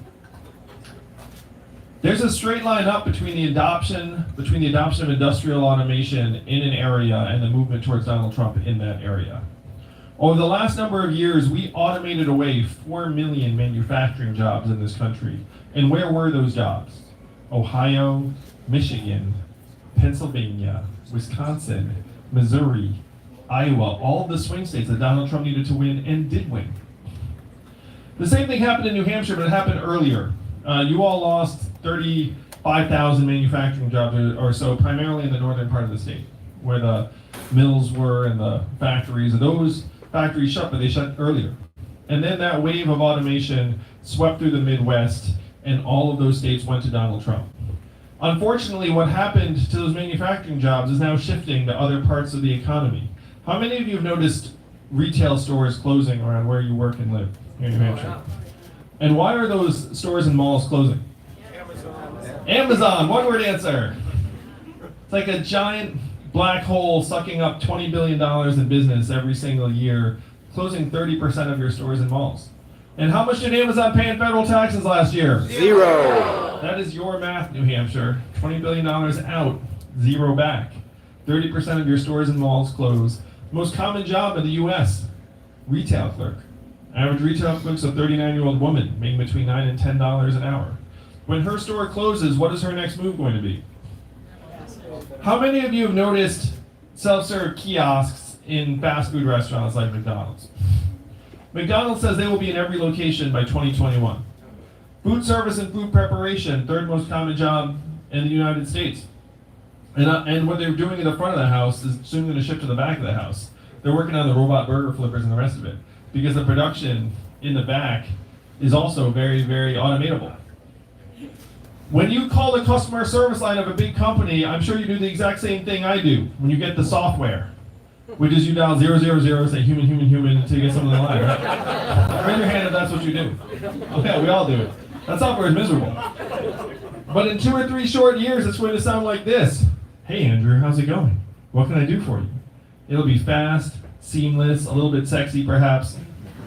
It won't be a human. But it won't be a human, and if you're not paying attention, you might not even know the difference. It's not going to be true artificial general intelligence, it's just going to be thousands of voice prompts and software that can detect changes in your tone of voice and a decision tree. But it's going to be good enough where you're not going to mind. And if you're not paying attention, you might actually think it's human. What is that going to mean for the 2.5 million Americans who work in call centers right now making $14 an hour? Pound in the paper. How many of you all know a truck driver in New Hampshire? It's the most common job in 29 states, 3.5 million truckers. My friends in California are working on trucks that can drive themselves. They're doing it for the most American of reasons, New Hampshire, for the money. $168 billion a year in cost savings if they can successfully automate truck driving. That's a staggering amount of money, and they tell me they're 98% of the way there. Now that sounds impressive, but 2% error rate's a really big problem if you're talking about semi-trucks. You know, they smash into something, you'd be like, oh yeah, mostly right. And the robot trucks are really bad with snow, because they try to pick up the road markings, and if they're covered with snow, then the computer is not sure what to do. That's one reason they're testing these things in Arizona, not New Hampshire. So the truck drivers are safe, right? Not so safe. The way they think they can get the last 2% is that we're rolling out 5G, the spectrum and equipment around the country. Do you all remember the first time you watched TV on your mobile phone? Remember that? Sports hotels are like, wow, we can do that now? That's 3G. So imagine what 5G makes possible. The way they think they can get the last 2% is by equipping the trucks with teleoperating equipment, so that if the truck's not sure what to do because the weather's bad, it will then alert a teleoperator sitting in a warehouse in Nevada or Arizona, who will then beam into the truck and drive it like a video game. Because they'll have cameras in the front, so to see out. And then when the computer is confident it knows what to do again, the teleoperator will beam back out and wait for another alert. What do you think the ratio will be between teleoperators and the 3.5 million truckers on the roads right now? Not good. 1 to 10. 1 to 100, 1 to 1,000. It's certainly not going to be 1 to 1. You know, then have 3.5 million people like waiting for an alert. What's that going to mean for the 3.5 million truckers? 94% men. average age 49, make about $46,000 a year, average education, high school or 1 year of college. Tens of thousands of them are ex-military. Only 13% of American truckers are in a union. This is not a grand negotiation. 87% are small business owners or contractors, and many of them, thousands of them, took out loans to essentially mortgage their vehicle. Imagine if you owed tens of thousands of dollars on a few trucks, and then you saw a robot truck on the highway that never needs to stop. How do you think you'll react? Anger. Anger. Panic. And it's not just convoys, and it's not just the truckers themselves, it's the 7 million plus Americans who work in truck stops, motels, and diners that rely upon the truckers getting out and having a meal. Because every truck driver has to stop after 14 hours. The truck will actually beep at them and start seizing up if you drive 14 hours in a day, because it says you need to get out and go to sleep or take a break. So they stop at a truck stop. The truckers, you can think of our highway system almost like a circulatory system, and the trucks are like blood cells, like transporting things. And the communities and the truck stops are like these way stations where the trucks stop. Robot truck never needs to stop. What does that mean for all of the truck stops and motels and diners in Nebraska and Kansas and Ohio? I mean, it's going to be devastating. Donald Trump is not the cause of all of our problems, New Hampshire. He is a symptom of the fact that we're going through the greatest economic transformation in our country's history, what experts are calling the fourth industrial revolution. When is the last time you heard a politician say fourth industrial revolution? Right now. Just now. And I am barely a politician. You're a politician. I'm getting there. I'm getting there, unfortunately. I mean, you've got a message. So these are the changes that are transforming our way of life, and this is what got Donald Trump into office. The way we beat it is by solving the problems on the ground, in our communities, in our towns, in our homes. So I realized all this in 2017. Donald Trump wins in 2016. I have my own version of your, like, oh my gosh reaction, and then I go scrambling for the books, because I'm kind of a nerd. So I start digging through the facts and figures, and then I'm like, okay, I get it. Not immigrants, automation. I have to help our country understand this. So my first move was not to run for president, because I'm not insane. My first move was to go to Washington, D.C. with my facts and figures and say, hey, what are we going to do to help our people first understand the nature of the problems, and second, actually manage the transition? And what do you think the folks in Washington, D.C. said to me when I asked them, what are we going to do? Too complicated. Is that too hard, too complicated? Can't talk about it. Yeah. Number one, can't talk about that. It's crazy. Number two, we should study that further. Number three, this problem will go away. The almighty market will solve for all. The most responsible sounding soundbite was, we should educate and retrain all Americans for the jobs of the future. And I said, well, that sounds tremendous. But I looked at the studies as to how effective the government-funded retraining programs were for the manufacturing workers who lost their jobs in the Midwest. Do you all want to guess how effective those programs were on a percentage basis? 5%. He's saying 5. I'm anchoring you low, obviously. 0 to 2%. And it is very low. It's 0 to 15%. These programs are a total dud. And when I said that to the folks in D.C., you know what they said? I guess we'll get better at it. That's what passes for policy out of our capital. And someone said something to me in D.C. that led me to you all tonight. He said, Andrew, you're in the wrong town. No one here in D.C. will do anything about this set of challenges, because fundamentally, this is a town of followers, not leaders. And the only way we will do anything about it is if you were to create a wave in other parts of the country and bring it crashing down on our heads. And I said, challenge accepted. I'll be back with the wave. Let's go, baby! And that was 2 years ago, New Hampshire. That was 22 trips to New Hampshire ago. And I stand before you today. I'm either 4th, 5th, or 6th in national polls to be President of the United States. Cool!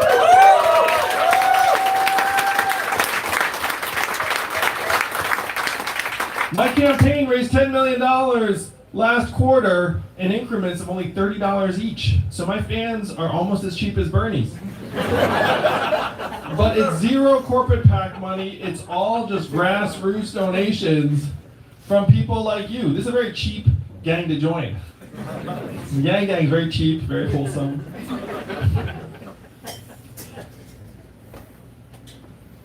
The number one criteria for Democratic primary voters for the nominee is to beat Donald Trump. Right? It's like the number one criteria. Well, if you dig into the numbers, you find that I am one of only 2 candidates that a recent New Hampshire poll said that 10% or more of Donald Trump voters said they would support in the general election. And I beat Donald Trump by more than just about any other candidate in the field in that same poll. What people haven't realized yet is that this is the campaign that can draw in disaffected Donald Trump voters. That's me. Thank you, brother. Let's give him a round of applause.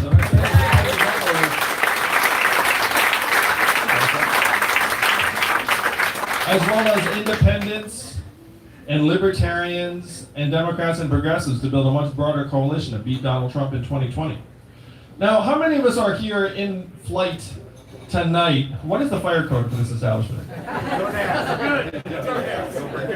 So let's say the fire code is 100 people, so there are 99 people here tonight. I love campaigning in New Hampshire because this is where the future of the country will be determined. Now, you're a little bit accustomed to this, a little spoiled by it. You're like, I don't know about that Yang fellow, I only met him the one time. But this group has the future of the country because of the incredible power that you all possess. I did the math. Do you know how many Californians each New Hampshire voter is worth? 1,000. That's right, 1,000 Californians apiece. So you look around this establishment, I don't just see 100 New Hampshire voters, I see 100,000 Californians. That's like 2.5 football stadiums full of Californians here tonight. That is the power in this room. The question is, how are you going to use that power to shape the future of the country? Now, if you're here tonight, you heard something like this. There's an Asian man running for president who wants to give everyone $1,000 a month. Remember the first time you heard that, Dover? Nothing like the first time, right? And the first time you heard it, you were like, ha ha, that's a gimmick, that will never happen. But this is not my idea, nor is it a new idea. Thomas Paine was for this at the founding of the country. He called it the citizen's dividend for all Americans. Martin Luther King championed this in the 60s, called it the guaranteed minimum income, and it is what he was fighting for on the day he was assassinated in 1968. They don't tell you that every year, Martin Luther King's birthday, right?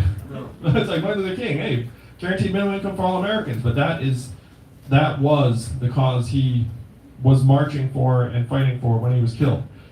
1,000 economists endorsed it in the 1960s, including Milton Friedman, and it was so mainstream that it passed the U.S. House of Representatives twice in 1971 under Richard Nixon. It's called a Family Assistance Plan, which guaranteed a certain income for every American family.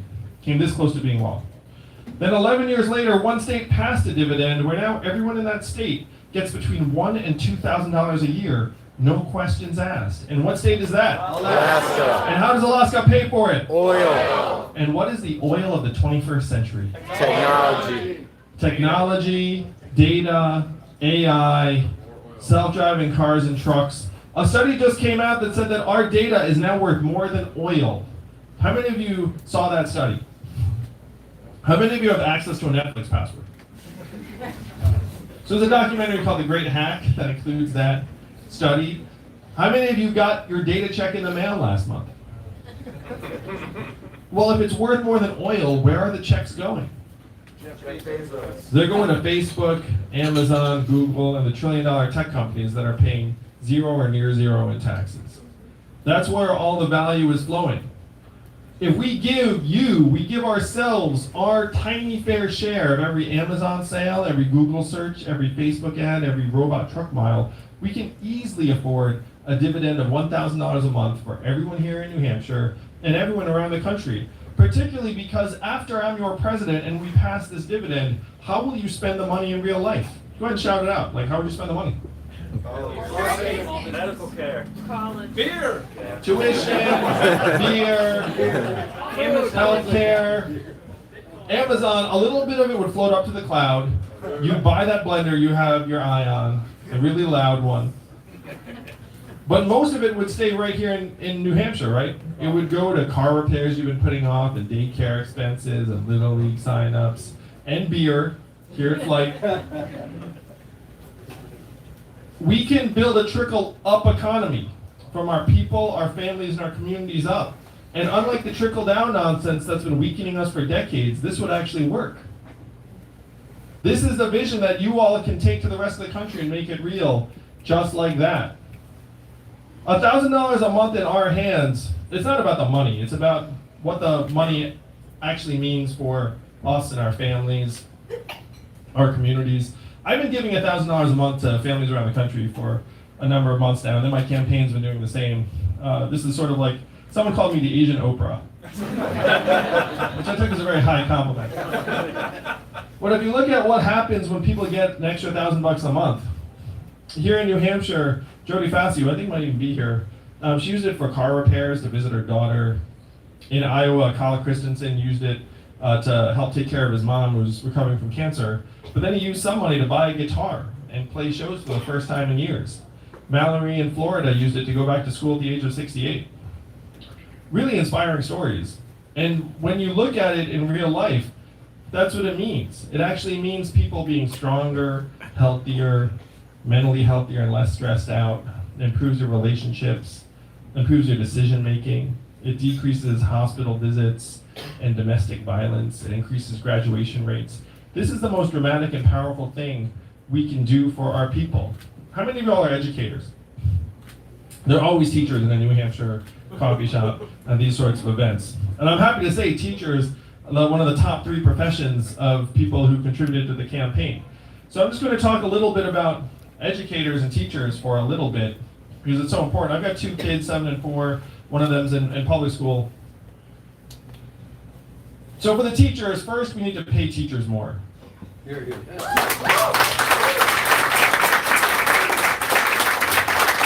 And that's not just a feel-good thing. The data clearly shows that a good teacher is worth your weight in gold in improved educational outcomes for our kids. So if you say, it's like, look, I'm going to touch dozens of kids and you help them learn more, that's actually worth a ton of economic value. Number 2, we need more teachers in the schools, because the data also shows that having a higher teacher-to-student ratio is good for everyone. Number 3, we need to de-emphasize the SAT and standardized tests to let you all do your jobs. Yes. Did you know we invented the SAT during World War II as a means to identify who not to send to the front lines? It's so dark. And now we treat our kids like every year is wartime. Let's see how you do on the SAT. It really doesn't actually add that much value. And if anything, at this point, it's become as much of a burden. It's keeping many of you from making decisions that you know are better for your kids in the classroom. But the big thing is that if you talk to a teacher, the educators in this room and around the country know that 2/3 of our kids' academic performance is determined outside of the school. That's parental time spent with the child and words read to them when they're young, and stress levels in the household and type of neighborhood. We are holding our teachers to an impossible standard because we're saying, educate our kids, educate our kids. And the teachers are like, I can control approximately 1/3 of your kids' outcome. And the other 2/3 are happening before they ever showed up in the classroom and after they go home. So what we should do is put resources into the hands of the parents and families and give our kids a better chance to learn, and then our teachers a better chance to teach.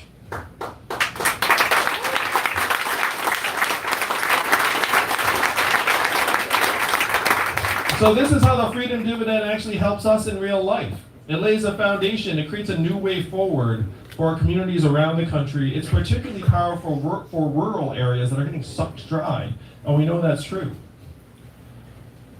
But bigger picture, we actually have to change the way we measure our progress. How many of you were excited about GDP when you woke up this morning? You're like, I'm going to make a big contribution today. This could be a big GDP day for me. That makes no sense. And if you look at the work my wife does, who's at home with our 2 boys, one of whom is autistic, how much does her work get included in our economic measurements every year? 0. 0. And we know that's nonsense. We know that her work is among the most challenging and vital work that anyone does. And so if GDP and this capital efficiency measure we use is increasingly useless, what would actually make you happy if I said this got better in Dover? Health, Average income, like income and affordability. clean air and water. Clean air and water. Clean air and clean water. If I said that improved, you'd be like, yes. And then you'd like breathe a little bit more deeply and like look at your kids and be a little bit happier. How about mental health and freedom from substance abuse?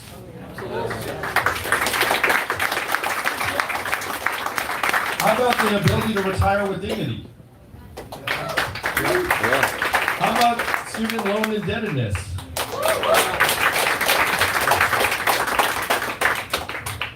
These are the measurements that would actually tell us how we're doing. So this is the darkest part, New Hampshire, and this is the treadmill you have to get the country off as quickly as possible. We're getting beaten over the head that GDP is at record highs. You know what else are at record highs in the United States of America? Indebtedness, I think. Indebtedness, stress, mental illness, depression, suicides, drug overdoses, all at either multi-decade or record highs. It has gotten so bad that our overall life expectancy has declined for 3 years in a row as a country because suicides and drug overdoses have both overtaken vehicle deaths as causes of death in the United States for the first time in history. Do you all know the last time American life expectancy declined for 3 years in a row? World War II. The Spanish flu of 1918. You have to go back 100 years to a global pandemic that killed millions to find a time in American history where our life expectancy declined 3 years in a row. Because declining life expectancy is not normal in a developed country. Life expectancy ordinarily just keeps on going like this because we get better, stronger, healthier, healthcare, everything else. It is not normal for it to go the other direction. And it is definitely not normal for it to go the other direction for 3 years in a row. But GDP's up. Imagine running an organization or business and you have the wrong measurements. How are you going to do over time? That is where we are right now as a country. We have 3 measurements that they keep beating us up with. What are they? GDP, stock market price, and headline unemployment. Right? Those are the big 3. GDP, even the inventor said 100 years ago, he said this is a terrible measurement for national well-being and we should not use it as that. That was 100 years ago, and here we are riding it off a cliff. Robot trucks will be great for GDP, but they're going to be terrible for people. Stock market prices, the bottom 80% of Americans own 8% of stock market wealth. The bottom 50% own essentially 0. So why would you have a measurement that corresponds to the fortunes of the top 20% of your population and say it's 100%? That doesn't make much sense at all. And headline unemployment, if you remember Donald Trump as candidate, what did he say about the unemployment level? He's gonna fix it. He's gonna be great. He said it was fake news, right? He said, oh, the unemployment number is bunk, like it's fake news, it's like millions of people are out of the workforce. He was actually right. Turns out the unemployment rate doesn't measure people who drop out of the workforce. It doesn't measure that 40 to 44% of recent college graduates are underemployed in a job that doesn't require a degree. It doesn't indicate that 94% of the new jobs created in the country are temp, gig, or contract jobs that don't have any benefits. All of that gets buried in the rosy headline unemployment number. These are the 3 measurements we're using to see how we're doing. And this is why everyone's looking around saying, wait, if they're telling me things are great, why do I not actually feel that things are great? Why does it feel like things are slipping the other direction? Why does it feel like I'm leaving my kids a much darker future than the life I led as their parent? Because that's all reality. That's all reality, that's right. If you were born in the 1940s in the United States of America, there's a 93% chance you were going to do better than your parents in terms of income. That's the American dream. I'm going to do better than my parents. You're born in the 1990s, which is some of you in this room. You're down to a 50-50 shot, and it's heading south. That is why we have this feeling, this anxiety, that we have left our kids an awful mess. Because we have. And the worst part is some people have blamed our kids for it. Like it's their fault. It's not their fault. It is our fault. It's the adults in the room. And it's up to us to clean it up. I am running for president not because I fantasized about being president. I'm running for president because, like so many of you here in this cafe tonight. I'm a parent. And I've seen the future we're leaving to our kids, and it is not something I am willing to accept, and neither should you. We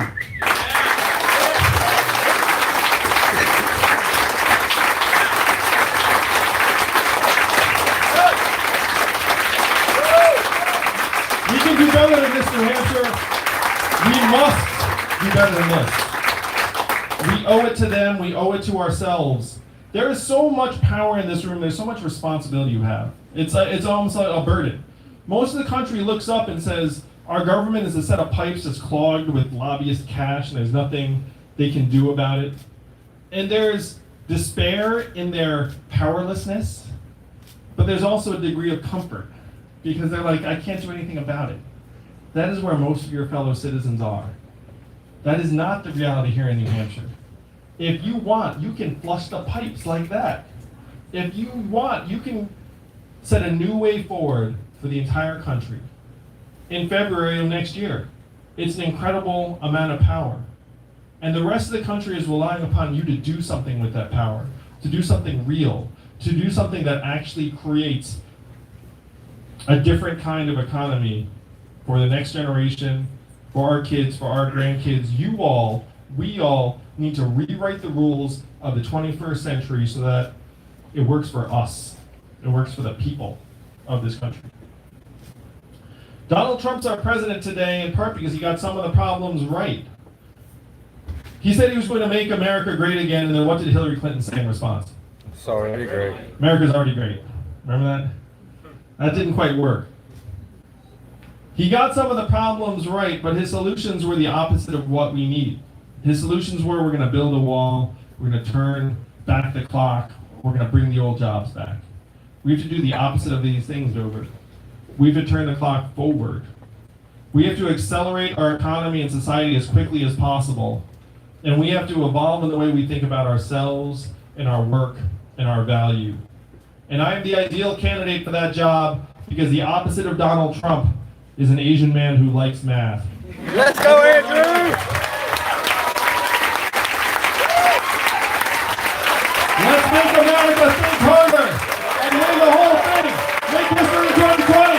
Let's go, Andrew! New Hampshire, but I know you're going to do it. I know you are itching to make history. Provide a new way forward for the country, and let us look at our kids in the eyes and say to them that your country loves you, your country values you, and you will be all right. We need you to do that. Will you do that? Let's go, Andrew!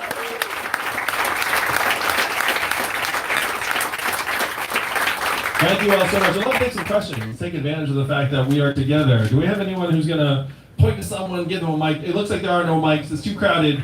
So we're just going to take questions with the excellent facial hair. Oh, thank you. All right, so it's kind of two questions, but maybe you can just mention what you think about them. First of all, if you have any ideas what innovators like Elon Musk, what role they play in your plan for the future of America and helping us with automation in our economy. And the second is, as a medical student, I'm kind of concerned about the way healthcare is going and what ideas you have for how we can improve the system. I was endorsed by Elon Musk a couple of months back. I'm not sure how many of you saw that. Right?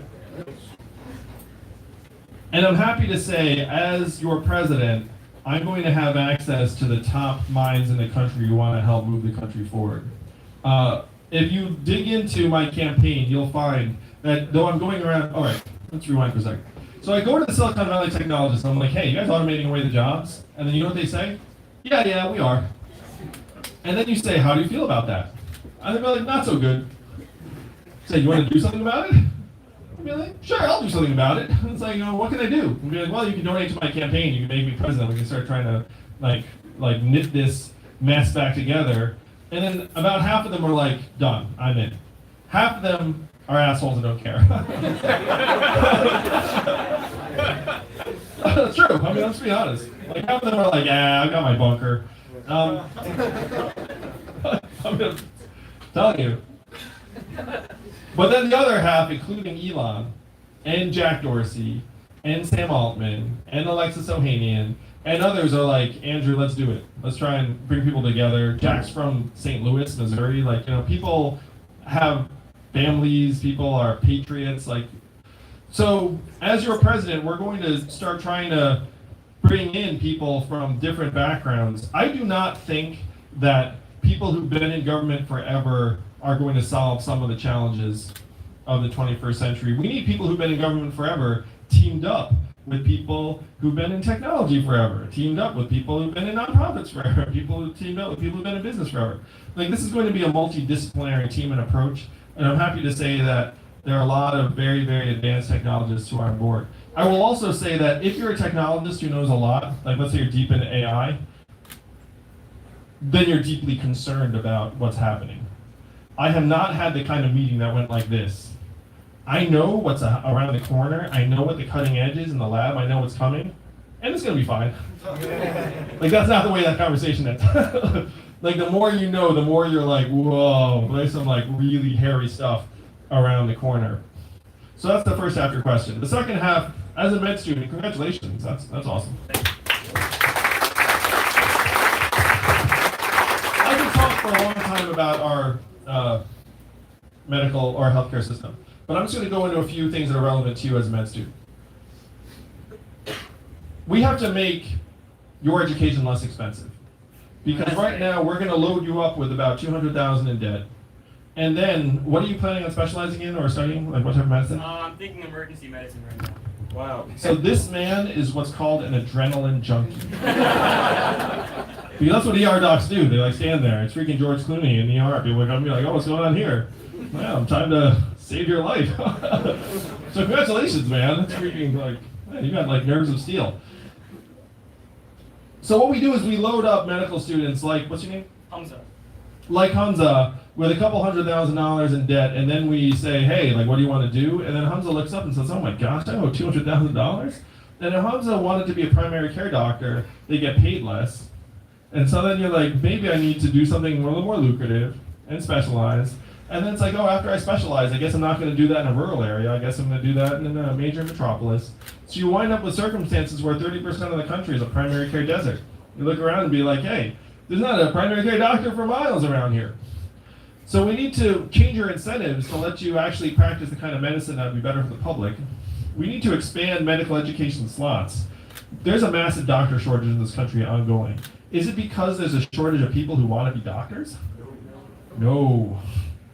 It's because we've constrained the supply of doctors artificially through the medical education system, but also that the AMA has restricted the ability of non-doctors to actually treat a lot of things. Even if you go and say, hey, it's a rural area, no doctors, can a nurse practitioner do this? Like, no. And so that's something I believe we should expand. Right now, there's state-by-state licensing for doctors. Does the human anatomy change across state lines? Is it like, oh my gosh, you're from Vermont? You must have like different organs. Of course not. It's like this artificial barrier that, again, the medical lobby set up to constrain competition. So I want to make it so you can have more choices as a doctor, and then when you get into the field that you're focused more on getting patients well than anything else. Cool, thank you. So I like to go man, woman in this circumstance. So Miss in the math hat. I tried to invite my neighbor and he sent me a question to ask for him. Okay. He's a self-proclaimed libertarian. Sure. Right? Turned off immediately by the wealth tax. Repulsed by it. Very resentful towards the welfare question. Federal, state, and sometimes local income taxes, payroll taxes, capital gains, estate tax, inheritance tax, gift tax, property tax, real estate tax. The list goes on and on. Do you feel Americans deserve to have additional taxes levied against them? So what's different about that? What's more efficient about your idea? So have you ever heard the joke, why did you rob the bank? Because that's where the money is. So that to me is the problem of today. If you have $1 trillion tech companies not paying taxes, that's not their fault, that's our fault. You know what I mean? Like, it's our job, it's their job to pay as little in taxes as possible. And then it's our job, it's your job to make sure they can't do it. So I looked around the world and I said, what have other countries done to prevent the Amazons of the world from paying zero in taxes? And then the value-added tax became this very efficient solution where they can't game their way out of it. And if they sell to us, then they pay. The key, there are two keys. Number one, my plan is to give everyone $1,000 a month, $12,000 a year, which will increase the buying power of virtually all of us, like right off the bat. And number two, to the extent that there is a value-added tax, we can actually tailor it so it exempts things like milk or diapers or consumer staples. You can ratchet it up on things like yachts, and technology and AI. So you can calibrate it so that it falls on the people that are actually the winners of the 21st century economy. The last thing I would want to do is go around being like, hey, it's hey, this is not where no offense to anyone here, but this is not where all the riches are flowing. Like the riches are flowing up to the cloud. So what we have to do is we have to get it back from the cloud, then return it to us, build this virtuous cycle, this trickle-up economy, and then some of it goes back to the cloud, and that's cool. It's one reason why there are business people that really love my plan. Because they look up and say, wait a minute, will my company do more business if people have this buying power in their hands? And the answer in many cases is yes. So I appreciate your friends' resistance to taxes generally. I'm also on the record saying, and this might be controversial in this room, I understand the spirit of Senator Warren's wealth tax, but Germany, France, Sweden, Denmark, and a half dozen other countries tried a wealth tax, and they wound up repealing it because it did not generate as much revenue as they thought it would and had massive compliance problems. And so we have to learn from the experiences of other countries and say, look, if it didn't work someplace else, maybe we should really examine whether we're going to try the same thing.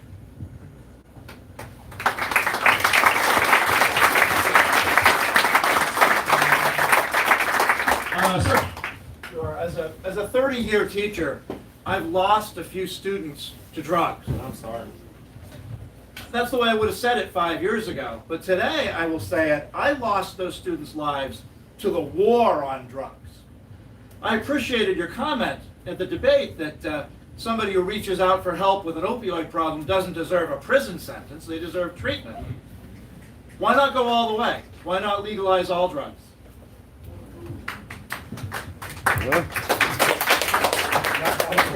Well, first, thank you for being a teacher. Thank you for making the next generation of the community stronger. Thank you for fighting for your kids. For those of you who did not watch the last debate, I came out for the fact that we should be decriminalizing opiates for personal use, because at this point, this has been a systemic failure where these drug companies have initiated an opiate plague that's now killed tens of thousands of our friends and kids and neighbors and family members. And we need to get people strong and well to the extent that we can. We need to claw back the money, the blood money that the drug companies made, put it to use in our communities. But this is more of a human problem than a money problem. And that in order to get people well, they should be getting treatment instead of a prison cell. Now, to the extent that data suggests, and the reason why I've come around to decriminalizing opiates for personal use is that other countries have done the same thing and found a massive reduction in overdoses and abuse rates.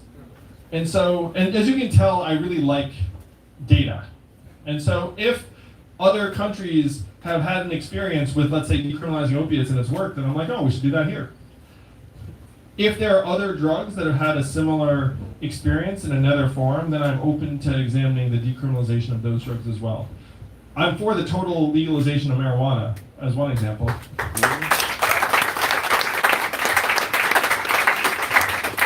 And I'm not a big consumer of marijuana. Fine bake. Over 6 feet. But it's clear that our criminal laws are being administered in a really uneven, racist fashion, and that there are people in jail for things that would not be illegal in other parts of the country. So not only would I legalize marijuana, I would pardon everyone who's in jail for a nonviolent marijuana-related offense.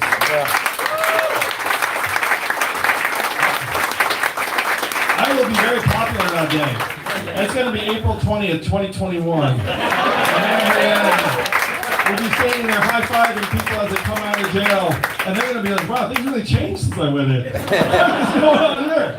And I have to say, as president, I cannot wait to pardon people who just shouldn't be in jail in the first place, as opposed to some rich, well-connected weirdos that always seem to be getting these presidential pardons. You ever look at this? It's like, who are they pardoning? It's like, there's some really strange characters get the presidential pardon. I want to pardon someone like no one's ever heard of, that's just in jail for some like pot dealing offense. You're like, what? You're in jail for that? Like, anyway, that's like that's an aside. Miss in the red. Okay. So in 2017, 22% of New Hampshire residents did not buy their medication because the prescription drug medication costs were just so high. So if you're elected president, what will you do to lower drug prices? You notice how drug prices only go in one direction? Yeah. You know, it's like, hey, it got cheaper. Like, it does not really happen because their business model actually consists of just ratcheting up the prices over and over again. And these are companies that just traffic on the bottom line. They don't care about our health and well-being. They won't do the right thing. I have a friend who's a genius at numbers, and she said she dug through the numbers, and she has never seen profiteering and price gouging at the levels she does among the drug companies in particular. So I've got a 4-part plan to bring drug prices down. Number one, you're not going to believe this. Maybe you will believe this because things are pretty messed up in this country. Number one, we're not allowed to negotiate for lower drug prices on behalf of American people right now. Because the drug lobby got in there and said, like, well, no, you can't negotiate. So that's one thing. We have to break the stranglehold of the drug lobby and say, of course the American government can negotiate for lower prices. And I'm going to suggest to you all, it's going to take a president like me who owes none of the drug companies or any of the lobbyists like a dime. Like, I don't care about any of that stuff. Let's go, baby.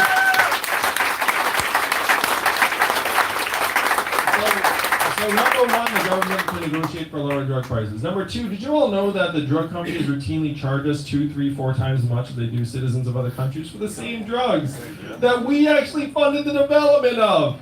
What a farce is that? Actually, like, we paid for the development and they gouge us. So the second rule is you cannot charge us more than the average of what you're charging citizens of other countries. So reasonable, right? Good. And then you're going to see the prices come down. And here is the club. Number 3, if you do not succeed at number 2, then we, the government, have the right to forcibly appropriate the license to that drug.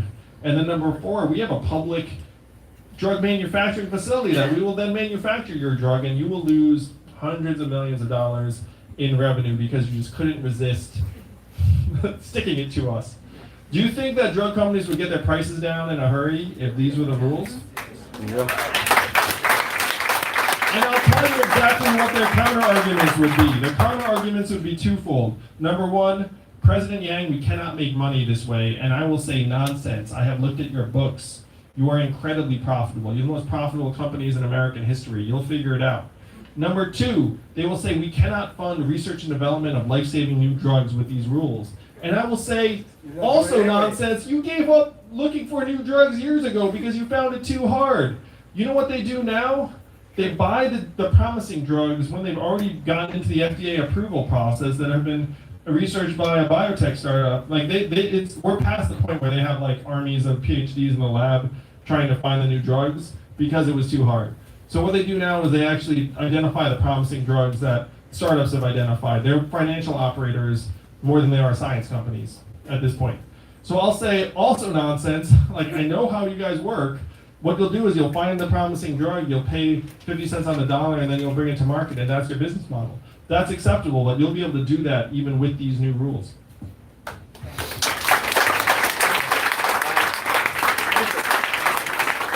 pressure's on. One more question before we get to the selfies and the cover. One more. What else? Well, Steve, you can go ahead and, because there are too many awesome-looking questioners. I'm thinking of an odd number between 2 and 4. Who said 3? You get it. Go get it. So I think most of us in the room here would agree that with the election of President Trump, America's reputation on the world stage took a nosedive. As president, what would you plan to do to regain the trust of people around the world and at home in America's leadership?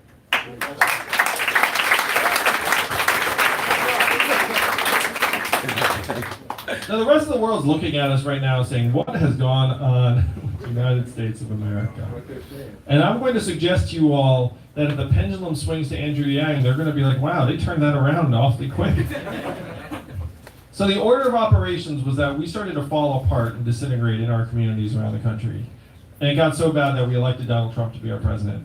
And then Donald Trump has become an unpredictable and erratic and unreliable actor with our partners and allies. And they've thrown up their hands and said, oh my gosh, like he changes his mind on a dime. We're not sure if he's going to live up to his commitments. So we have to start to try and make ourselves stronger and more whole here at home first, because you cannot project a sustained and reliable foreign policy if you're falling apart at home. You'll still wind up getting whipsawed by political winds and the rest of it. First, we have to make ourselves stronger here. Second, we have to rebuild our partnerships and alliances abroad. It was James Mattis, who's not a dub, he's the Secretary of Defense, who said if you spend less on diplomats, you have to spend more on ammunition. And that is not where we want to go. We need to be spending more energy and resources on diplomacy and becoming the steady partner that most of the world expects and wants us to be. In terms of my principles, I have signed a pledge to end the forever wars because it is not the will of the American people that we're in a constant state of armed conflict the last 18 years plus. And that's not the way it is in the Constitution either. What does it say in the Constitution? It will be up to Congress to declare war. And you know what Congress did? They signed the AUMF and said, hey, executive branch, you can do whatever you want. And then now, most Americans cannot even identify the conflicts we're presently engaged in. So I would repeal the AUMF. I would say we need to get our troops back home unless there's a vital national security interest at stake and we have a clear timeline and we have allies engaged. And then if we do decide to put our men and women of the armed forces in harm's way, it should be the will of the American people through Congress and not the executive branch just unilaterally making that decision on our behalf.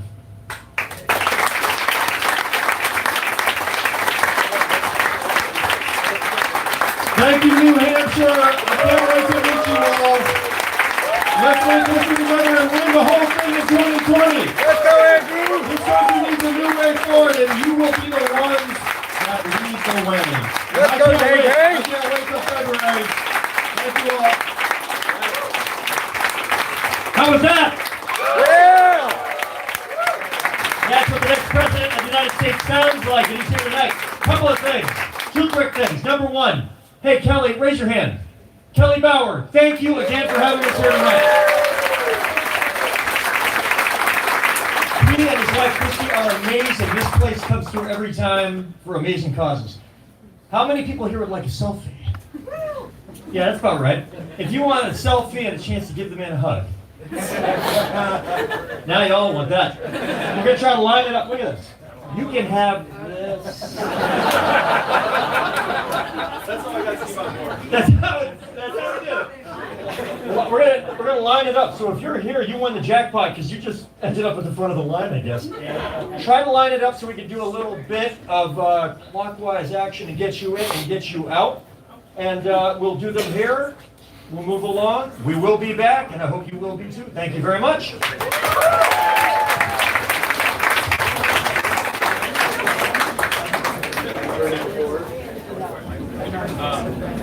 Man, why didn't you tell me you were coming?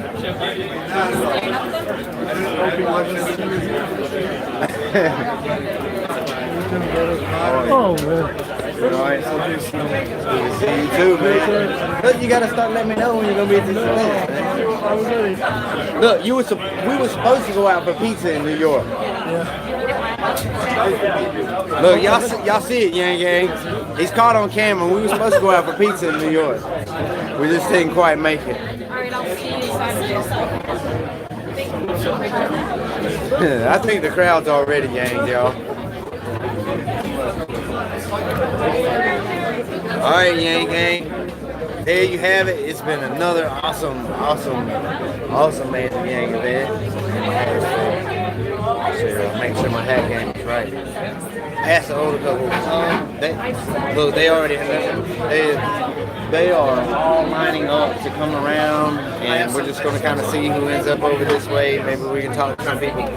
See, the problem is, we usually do these, like our interviews and stuff, after we quit the live stream, because it's kind of how we make ad revenue off of YouTube and stuff by putting out these extra videos and stuff. So y'all hit that super chat. We appreciate you very much. Brother, so, hey, let me ask you something. So you were here, and you were kind of, I noticed that at the beginning, you were kind of undecided on Yang, right? Yes, first time I saw Andrew Yang in person. How do you feel about him now that you've heard him speak? I think he has the essential elements of a real charismatic leader. And when you couple that with content, his message, his ideas, I think he really is the right choice. Now, where did Very you, inspired. On the political spectrum, where would you say you fall? I'm registered as an independent, so. So you could definitely could vote for Democrat or Republican. That's right. How did you go the last time? Did you vote last time? Yes, I did. And do you mind answering who you voted for? I voted not for Donald Trump. Not for Donald Trump? Hey, I can completely understand that as a Trump voter or as a Trump supporter. Just didn't sit quite right. I know that America wanted change, but I feel like that's where a lot of us were. It's like we all recognized that there was a problem. We just couldn't quite put our finger on it. And then when you hear Andrew Yang say, you know what, it's probably the wall-to-wall robots that we're seeing. It's kind of scary, and that's what's drawing people that are partners, people who are Trump supporters. He's uniting both sides of the aisle, and we really think it's cool. And we hope that you take the opportunity to speak to him for sure. Absolutely. I work in automation, so it's an interesting. Interesting dynamic. Yeah. I know that the stuff that I work on, in some cases, results in job destruction, but I also know that there are certain jobs that we don't need people to do forever. Right. No one was, I doubt anyone was really upset about dishwasher being invented, Right. That was a job that everyone was alleviated from. And it's funny that you say that, because I'm kind of in the same boat. I'm like, none of us woke up and was like, hey, I want to go work at McDonald's. Right. Or hey, I want to go work somewhere else. Let's let the robots have the jobs, and let's create a cool future for everybody. Exactly. And that's the thing. I don't want people to get the impression, and I don't think this is his message at all. It's not, right. That automation is the problem. Right. It's meant to make our lives easier. Absolutely. So let's let it make our lives easier, and let's go the Star Trek route as opposed to the Mad Max route. Got it, man. We're all fighting for resources. Appreciate you, brother. Thanks for taking the time. Yeah. Thanks for doing what you do.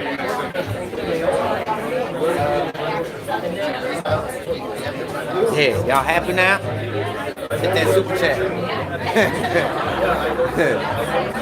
Hey, I try to talk sense. Listen,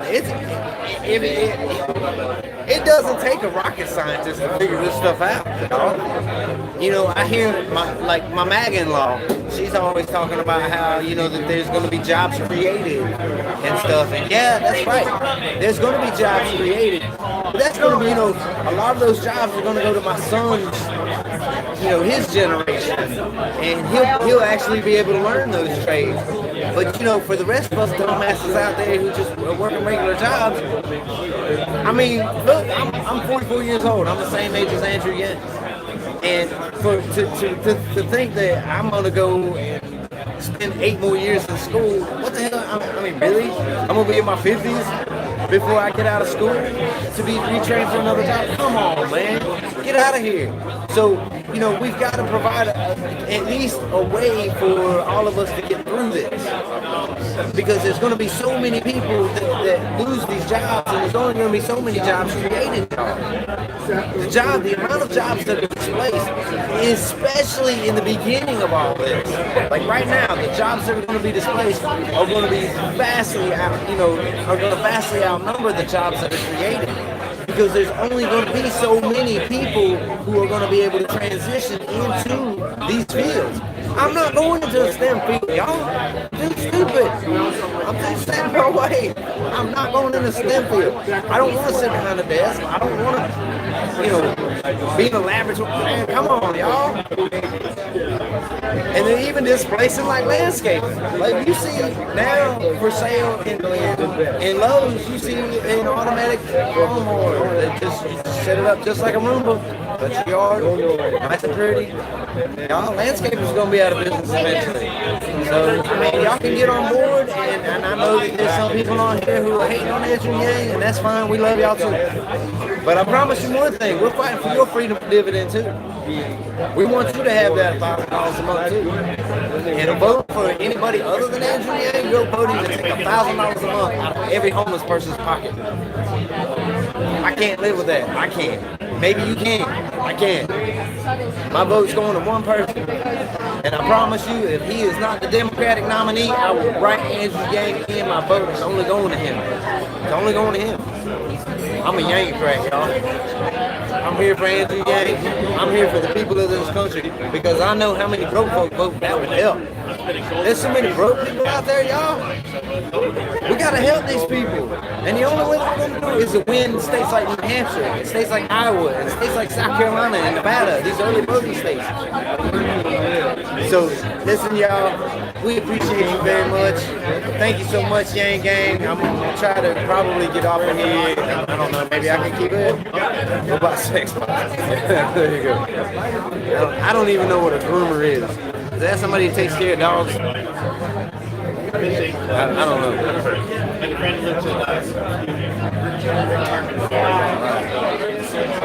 Look at this dude right here. This dude's so awesome. Y'all, this is High Tower, and he is doing a documentary on Andrew Yang's life. And he is one of my favorite people, y'all, that I see on this campaign trail. And we are, you see Mama Yang Gang is trying to yank the boomers right here. She's using the charm. Use your charm, Mama. Use that charm.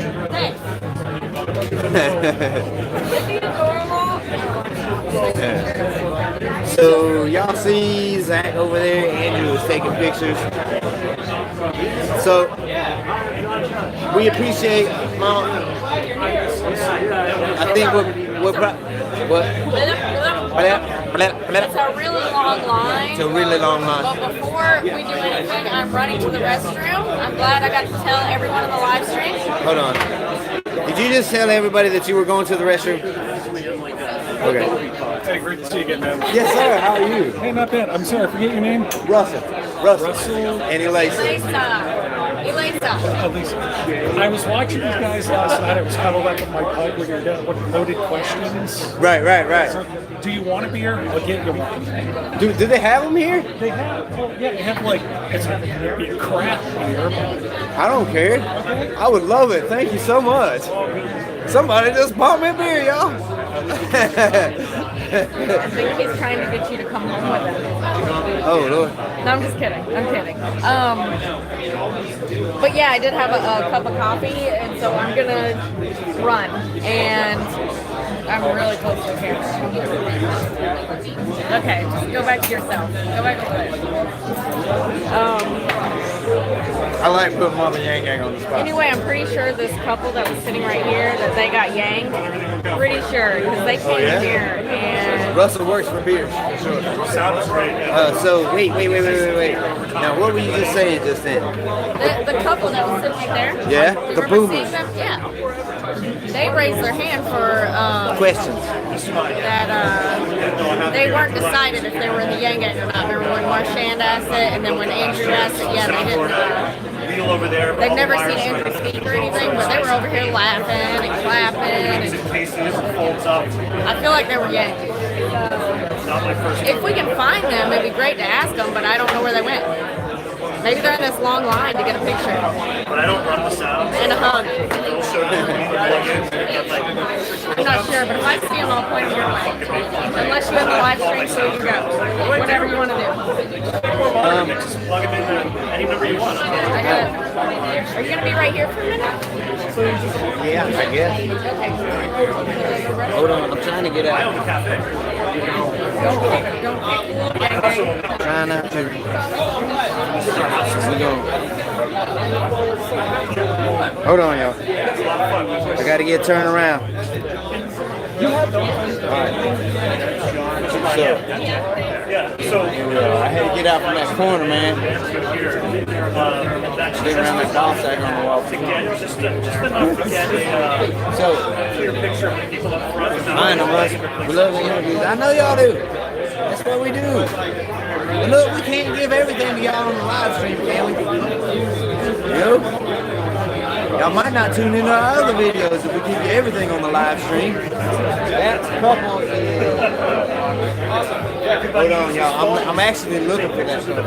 So you gotta have pretty good lenses, right? You gotta have like a decent light, but I don't want too much light. It doesn't look like that couple is. It doesn't look like that couple is here anymore. What am I teasing y'all for? What's it saying about teasing? I know, exactly. Look, Gang 2020 Futurist crew said it. Y'all like demanding kids, man. Y'all, jeez. Y'all crazy. Look, the Yang Gang, somebody said in the chat that they were like demanding children because they keep popping up and wanting interviews and all this stuff. You know, they don't realize how hard we work. You know.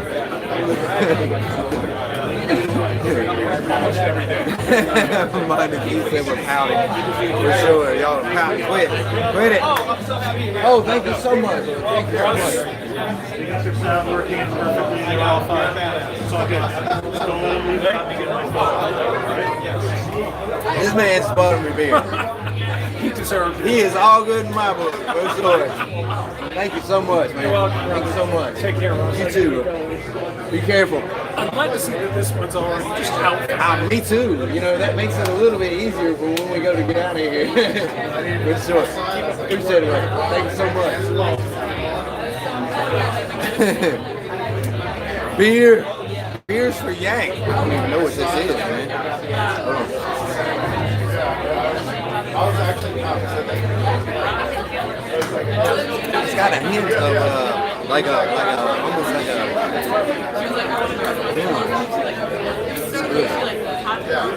Here's for Yang. Y'all don't realize, like, especially like when we start this live stream up, y'all, I gotta talk until everybody gets in here and starts chatting and stuff. And then sometimes my throat is dry trying to talk. But we got we. How do other people what?